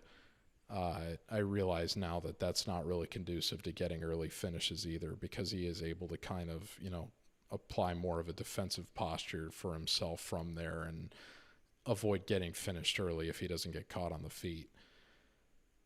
All of that is to say that Borralho has not really demonstrated any flaws in his game short of being someone that just maybe doesn't go after the finish as much as you would like to see for more dominant performances. The only first round finish he's had was his second on Contender Series relative to the fights that he has had across the last 3 years since starting on Contender Series. During that stretch, he's gone to decision 5 times and has not necessarily stepped on the gas in the way that you would think. You would be surprised, for example, to see that someone with a reputation for fighting to decisions and not getting a lot of finishes like Sean Strickland was able to finish Abu Smagomedov in a fight that Magomedov then followed up with an appearance against Borralho, and Borralho did not get a finish himself. So it's been a lot of dominant performances for Borralho because he's proven to be very well-rounded. But you would just like to see a bit more, I think, of a sense of urgency in terms of going after these finishes, which is why I don't think that like hedging on rounds here is a good call in terms of trying to scrape more value out of this fight than what's already necessarily there. They say a bird in the hand is worth more than 2 in the bush. And even though Borralho is, when I put the pick out, he was minus 550. And I think that that's an appropriate price because I think Borralho has Craig covered everywhere. The striking discrepancy here is enormous, both in terms of volume and power and accuracy. This is an opponent who is never been finished and is very, very savvy relative to submissions. So I would anticipate, given the ability he has demonstrated not only in doing damage from top control, but also retaining dominant position, that Borralho would not be threatened by fighting Craig even as Craig is trying to compete out of his guard. And I don't anticipate Craig being able to get any reversals, or even if he does find himself in a top control position, not being able to do enough to hold that position to where he wouldn't get reversed by Borralho himself. So I don't think that, I would hope that Borralho recognizes that his safest path to victory is on the feet and that he's not going to engage Craig in the guard. But even if he does, I think that Craig is just going to have too much difficulty fighting off of his back, and that Borralho is too hip and savvy to what's going on down there to where he would make a mistake in the fashion that Krylov did. So I feel very good about playing Borralho at 550. He has since ballooned out to about 650, 700 at most books, and I do hate seeing that. But the truth is, once you get out past like the 400 or 500 range, the prices that you're getting relative to probability aren't really that different. So for that reason, it might be a good excuse for you to stay off. But I think of the fights that are as absurdly lined as there are on this card, and there's about 4 of them between Bonfim, Pichel, Borralho, Craig, Potieria, Pereira, and Petrino Smith, I think that Borralho is probably the safest bet here in terms of a guy that is going to be able to find victory, given the absurdly implied odds. So I'm going to say Borralho doesn't get the finish here, that he kind of shows more of the pattern that we've seen in terms of playing with his food a bit too much. But I think this is probably going to be a 30-27, 30-26, 30-25 type deal, where Craig is just kind of very much overmatched early on and is just spending the entirety of the time that he's in the octagon with this guy fighting off of his back and just kind of pulling guard and being, as I like to refer to, a guard goblin in order to survive. So give me Caio Borralho to win by unanimous decision. I won't be surprised if he does find a finish, but we've seen enough of kind of toying around from Borralho as well as defensive posturing from Paul Craig that I don't think you can necessarily feel good about playing round or finish props here either. The next fight is Michel Pereira and Ihor Potieria. I'm not going to have a lot to say about this one or the next fight, so just getting that out of the way pretty quick. Pereira's 30-11. He knocked out Michal Oleksiejczuk in a fight I faded him in inside of a minute and a half at UFC 299. Potieria fought Robert Brycek on short notice in February and pulled off the upset as a pretty substantial underdog. I understand why Pereira is as, lofty as a favorite as he is coming into this. I feel comfortable playing him out to like the 300 range, but I think anything further than that is a little bit crazy. I know Potieria is on short notice here too, but the recipe for success going into the fight with Brycek is what happens if Brycek doesn't put him away quickly, and given the level of competition that Brycek has had, does this fight get weird if it does end up going the distance? And that's exactly what ended up happening. And I think the same thing can be said here, given, there's no question that Pereira has made improvements since, fumbling away some embarrassing results in the infancy of his UFC career. But the reality is this guy over his entire MMA career has demonstrated a very, very inconsistent ability to win decisions, despite the fact that he's won 4 decisions in a row. And granted, 2 of those were against Nico Price and Chaos Williams, and the most recent was against Santiago Ponzinibbio. But even the Ponzinibbio fight demonstrated he kind of lost steam down the stretch and ended up getting that result in a split fashion. I believe one of the judges did give it to him 30-27, if I remember correctly. And that is right. That is what happened.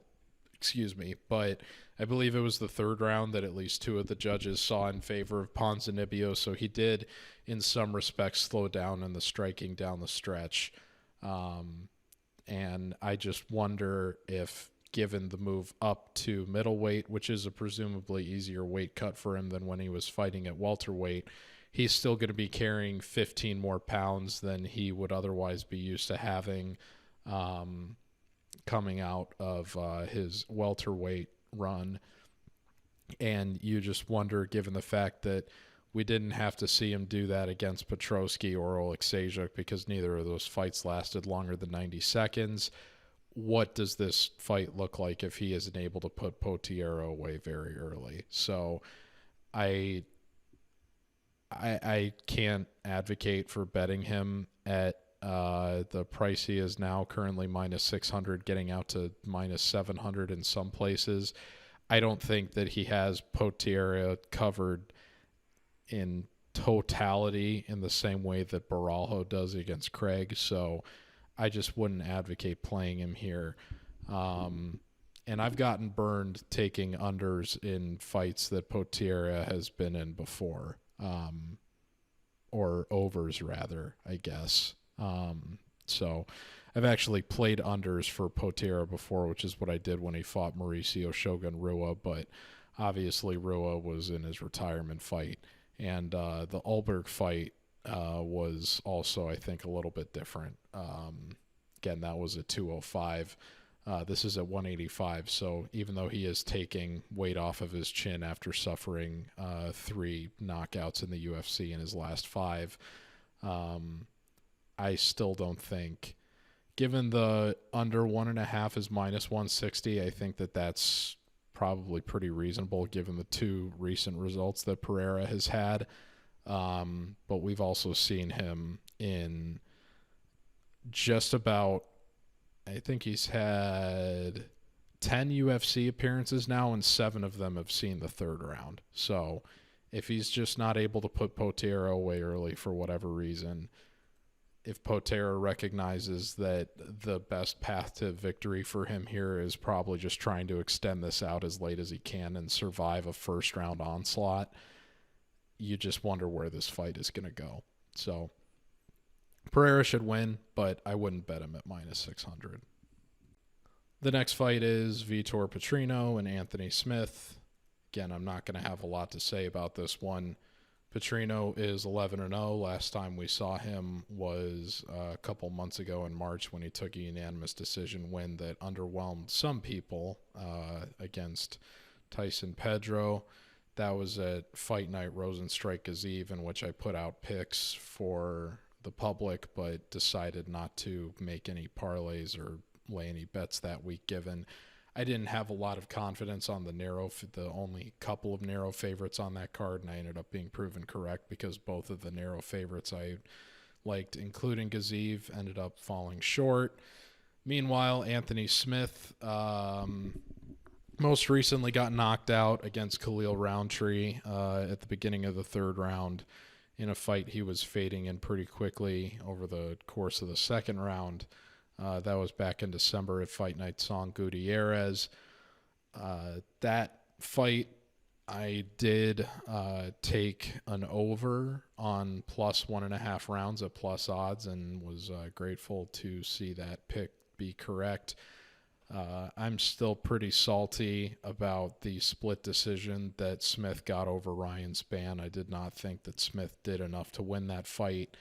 I believe of the 50 or so significant strikes that he landed in that fight, something like 35 of them were low leg kicks, and I thought it was pretty ridiculous that he was given credit for the damage that he did in the first round to get the decision over Spann in that one. So I was not happy with the way that that one went.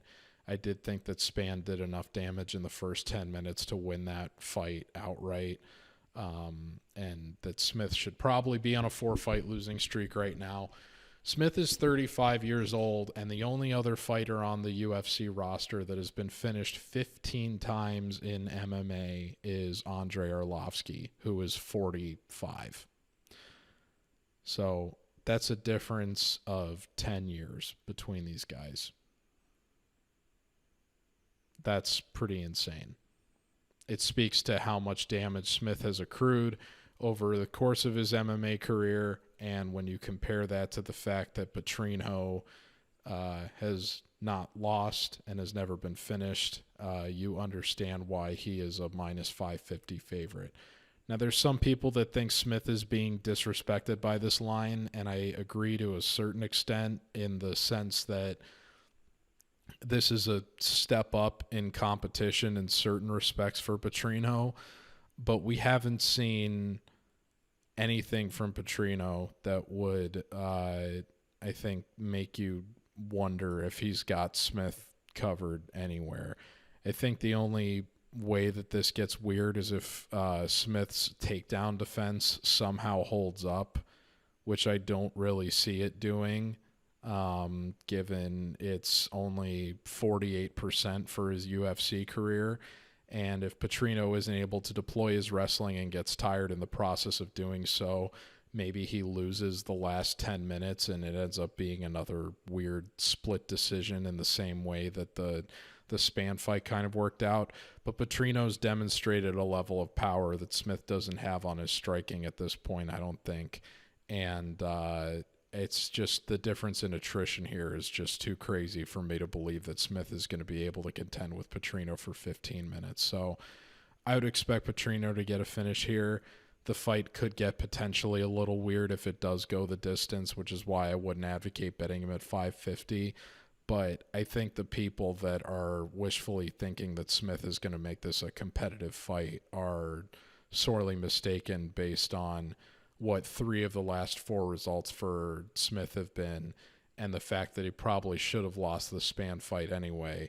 And we just saw what happened with Spann given his fight IQ against Guskov. So give me Vitor Petrino to win, but again, don't bet this one given the price. The co-main event at UFC 301 is Jonathan Martinez and Jose Aldo. Martinez enters 19-4, is on a 6-fight win streak, with his most recent being, I believe, the second finish by low leg kicks that he's had in his UFC career. This one was against Adrian Yanez in October at Fight Night Yusuf Barboza. That was kind of the beginning of the end for the crazy run that I had last year in certain respects. I did have Martinez as a leg that night and was happy to see him cash, and figured that after that, Yusuf was going to be able to handle Barboza, and unfortunately that didn't quite end that well. Jose Aldo, last time we saw him was August 2022 at UFC 278. I did do a write-up for that fight for NOLA.com, in which I correctly took the plus 2.5 rounds, given I figured Dvalishvili would just do kind of a wall install and wasn't really going to be able to get Aldo on the ground given his takedown defense, and that ended up being vindicated very much so. Dvalishvili won a pretty dominant decision, but didn't really make that an exciting fight, and I can kind of see why Aldo wouldn't necessarily want to retire on that note, given he had a pretty nice winning streak going into that fight against a trio of ranked fighters, one of which recently just fought for the bantamweight title. Martinez is one of the first 15 fighters that I ever taped in doing all of this. And it was in preparation for his fight with Alejandro Perez. And because of that, Martinez is one of the first fighters that I ever successfully picked and bet on in my time doing these evaluations. So he has always held a special place in my heart as a MMA bettor.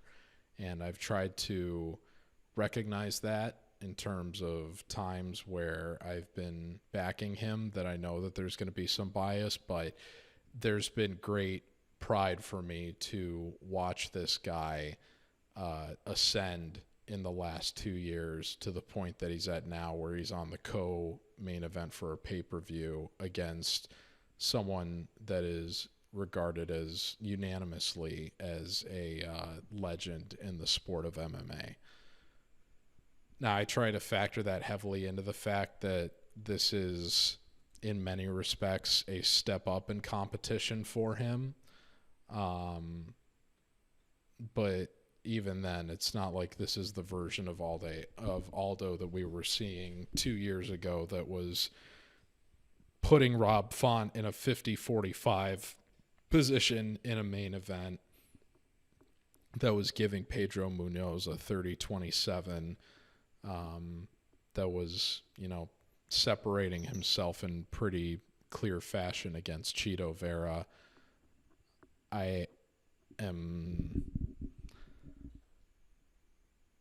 I'm surprised that we are seeing Aldo come back from retirement. And I didn't watch his boxing match against Jeremy Stevens that ended in a draw, but based on what I've heard from neutral observers, it was not a very impressive performance.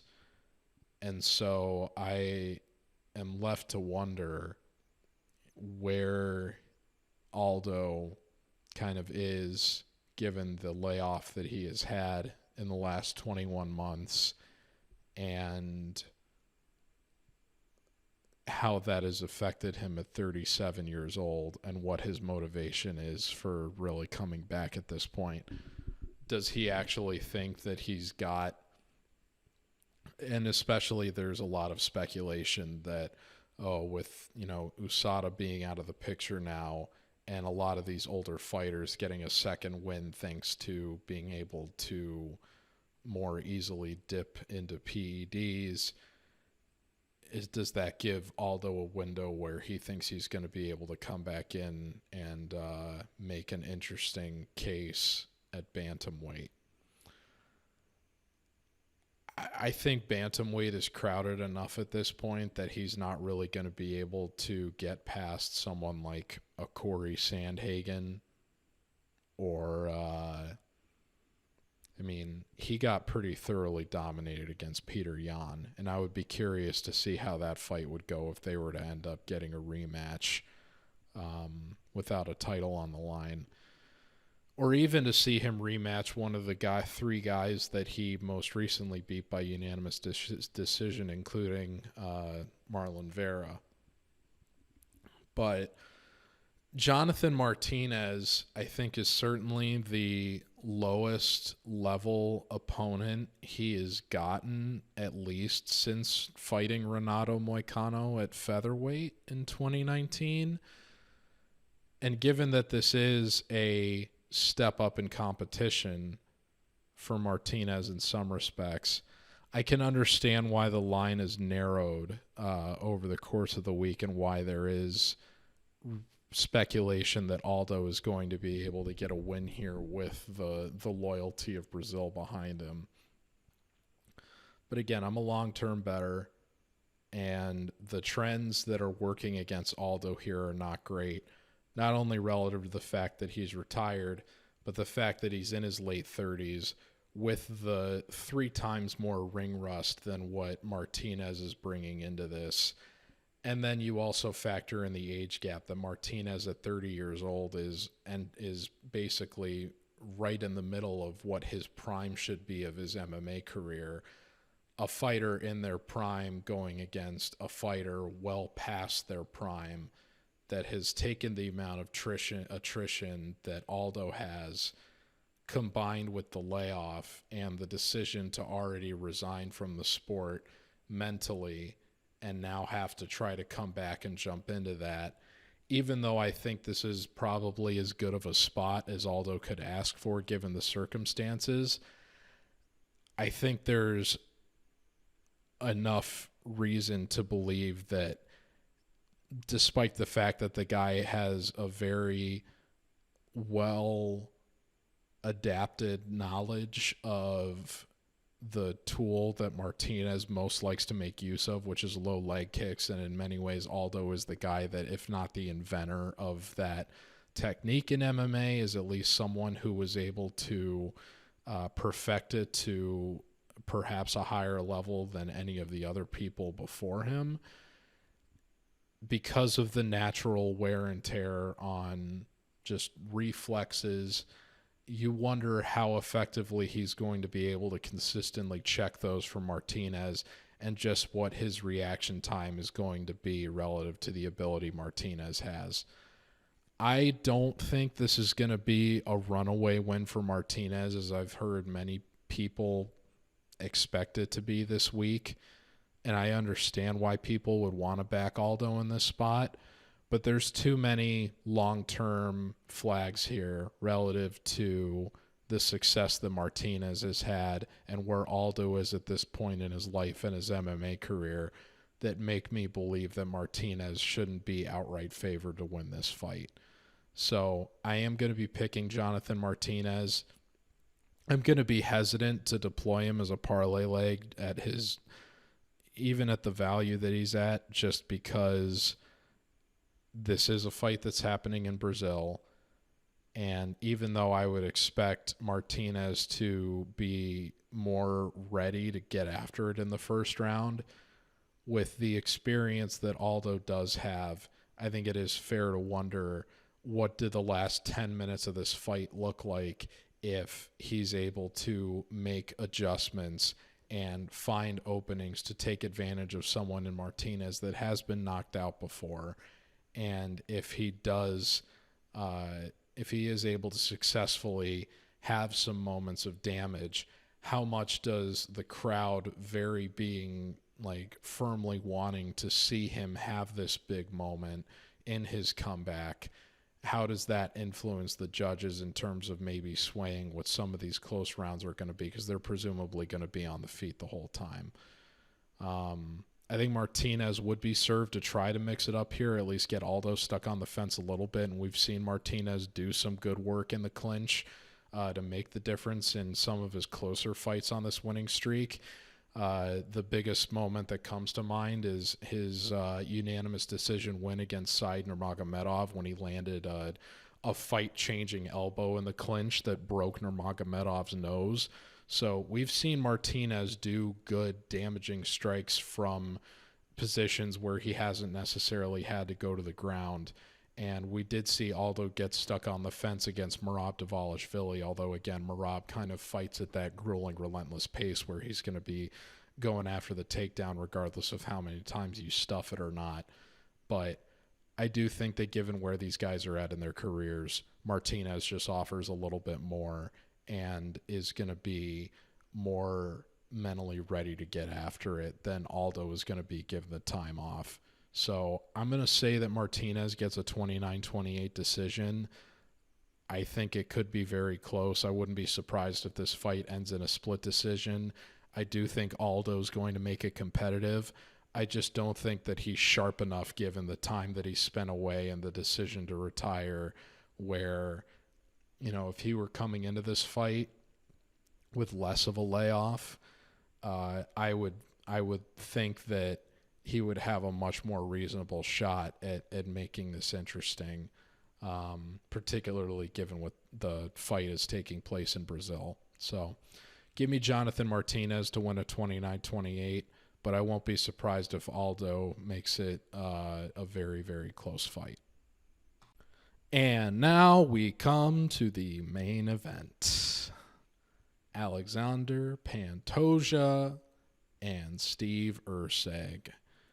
Pantoja is 27-5 and has largely cleared out the flyweight division, which is why Erceg, who I believe is ranked somewhere around 9th in the division, with only 3 UFC appearances, is now challenging for the title. We most recently saw Pantoja at UFC 296 as the co-main event of Edwards and Covington. And he pretty much dominated Brandon Royval in their rematch. Didn't get the finish as he did in their first fight, but still largely won what was, in many respects, a 50-45 victory. There was one judge that I believe gave Royval the final round, or at least one of the middle rounds. Memory doesn't quite serve, but Pantoja very much packed up Royval, and I think even as some may have expected Royval to get the better of Pantoja on the feet, that didn't really manifest in the way that many were expecting, and Pantoja didn't really get tired either. He's always kind of had the illusion of getting tired, but really grinding and battling through a lot of these fights, which is something I think was most visibly on display in his fight with Brandon Moreno that went to split decision, in which it kind of came down to the 5th round, and he was able to just kind of will his way through that. Erceg, meanwhile, is 12-1, most recently knocked out Matt Schnell a couple months ago at Fight Night Rosenstreich-Gaziv. Of the wide favorites on that card, Erceg was one that I didn't necessarily want to play at the odds that he was at. I think that he started the week at somewhere in like the 200 range and ended up closing at some sort of ridiculous price. Yeah, he ended up closing as like a minus 460 favorite, but I still felt reasonably good about playing him, I think, in that 250, 300 range. And he ended up pretty much vindicating that, making that fight miserable for Schnell. To the point that Schnell got bullied by Chris Tognoni in the aftermath, asking like, "Oh, I don't know what was worse, that the punch or that you hit your head on the canvas." That was a bizarre moment. But Erceg is someone that I again, when he fought Dvorak, he hadn't previously competed in the UFC, so I stayed off of that one largely. But Dvorak was someone that I had liked a reasonable amount. I was surprised that he won that fight in the unanimous fashion that he did. Given the inexperience, I decided to play Costa as an underdog against him at UFC 295. And even though that fight was 1-1 going into the final round, Erceg was able to grind it out in the final round to get a 29-28 unanimous decision. And then I felt good enough about what he had demonstrated at that point against Schnell that I thought, yeah, he probably will end up getting the victory there, and he did. So Schnell is an interesting case just because it's funny that, when Nicolau knocked him out, it kind of ascended Nicolau's profile quite a bit, and then we didn't see Nicolau for a little while. Well, I don't know about a little while, but we didn't see him until he fought Royval again, and then Royval knocked him out with a knee, and that kind of ruined the momentum that Nicolau did have at that point, which included his own wins over David Dvorak and Schnell, two of the same fighters that Erceg fought. And that's why I kind of alluded to earlier, in doing the recap of last week, how different does Nicolau's career look if he's able to kind of extend that Royval fight, especially given the not great success that Royval has had in fights that have gone the distance, and at least prior to the Moreno fight. And, instead he gets knocked out by knee, and then he fights Perez, who is coming in on much shorter notice and ring rust. And, goddamn, excuse me, than what Perez had, and ends up getting knocked out. So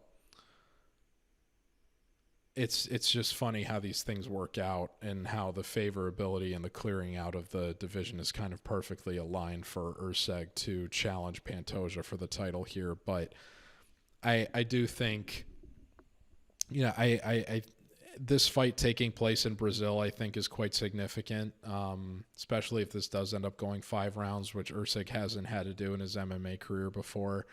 I do think that the Brazilian crowd is going to rally behind their champion pretty firmly. And even though I do expect this to be a bit of a grueling battle on the feet, it's been made a point by many people that have watched this or watched the rise of Pantoja in recent years, that this guy is one of the most effective back takers that the sport has ever seen. I think the most impressive one was when he had in a fight with Askar Askarov, in which he ended up losing. But his back takes ended up being the difference in the split decision that he got to win the title when he fought Brandon Moreno. And he's just proven to be relentless in terms of his ability to go after that. And I don't think that, even though Erceg is a guy who, coming in at 28 years old relative to Pantoja being at 34 and kind of being on the doorstep of getting ready to go into the latter part of his 30s and probably start declining a little bit, and you think Erceg is still, if not in his prime right now, kind of on the doorstep of getting in there, you wonder if this is just a little bit too soon for Erceg. And this is pretty clearly, I think, a step up in competition relative to the other fighters and battles that Pantoja has had to go through on the way to coming into here. I'm kind of surprised that the line is as narrow as it is, because Pantoja was, I think, something like a 2-1 favorite when he fought Royval. And we just saw Royval beat. He was about this. He closed around the same price tag that he is for the Erceg fight. So he closed at -188, which is the price that I put him out for this week. And now he's sitting at around -180, and Erceg is +155. He was the underdog when he fought Moreno. He was favored to beat Alex Perez when I took Perez as an underdog. That is a fight that I think I would be more interested in seeing at this point than him fighting Erceg. I just think that Erceg still has a bit of proving to do in this division, that he is maybe getting this a little bit too quickly. And I think that there's enough compelling names at flyweight, particularly after Royval just beat Moreno, where there's more interesting fights to make for Erceg than giving him a title shot this quickly. I think that given that what Perez just did to Nicolau, I think that a rematch with Perez where the two of them are not coming in on such extended layoffs. In Pantoja's case, it had been about a year. In Perez's case, it had been, I think, at least 2. I think that there would be a more compelling case for a rematch now with the turnaround of momentum that Perez has had, even as he's going to be competing again within the next 2 months. than necessarily what Erceg has done for the body of work to get a title shot here. So even though I think Erceg is probably not a good matchup for a lot of guys in the top 10 right now, I think that Pantoja hasn't demonstrated enough of a fall off yet and is actually, in some respects, looked more impressive against Royval than he did against Moreno. I think it's also important to recognize that the Moreno fight, it was kind of surprising. There was a lot of Mexican support for Moreno in that fight, even though it was happening in Vegas, and it was kind of surprising that I don't know if it was necessarily surprising that it was a split decision, but I think there was some controversy about some of the rounds that Moreno won to get him to that split instead of it being a unanimous for Pantoja. Because I think most people agreed, even though it was kind of a pick'em going into the final round, that Pantoja won the final round outright. But given the rematch that Royval and Moreno had and the fact that Royval won in the fashion that he did, it was I think it's interesting to look back on those two now and see that Moreno gave Pantoja a bit more problems in their rematch than Royval did.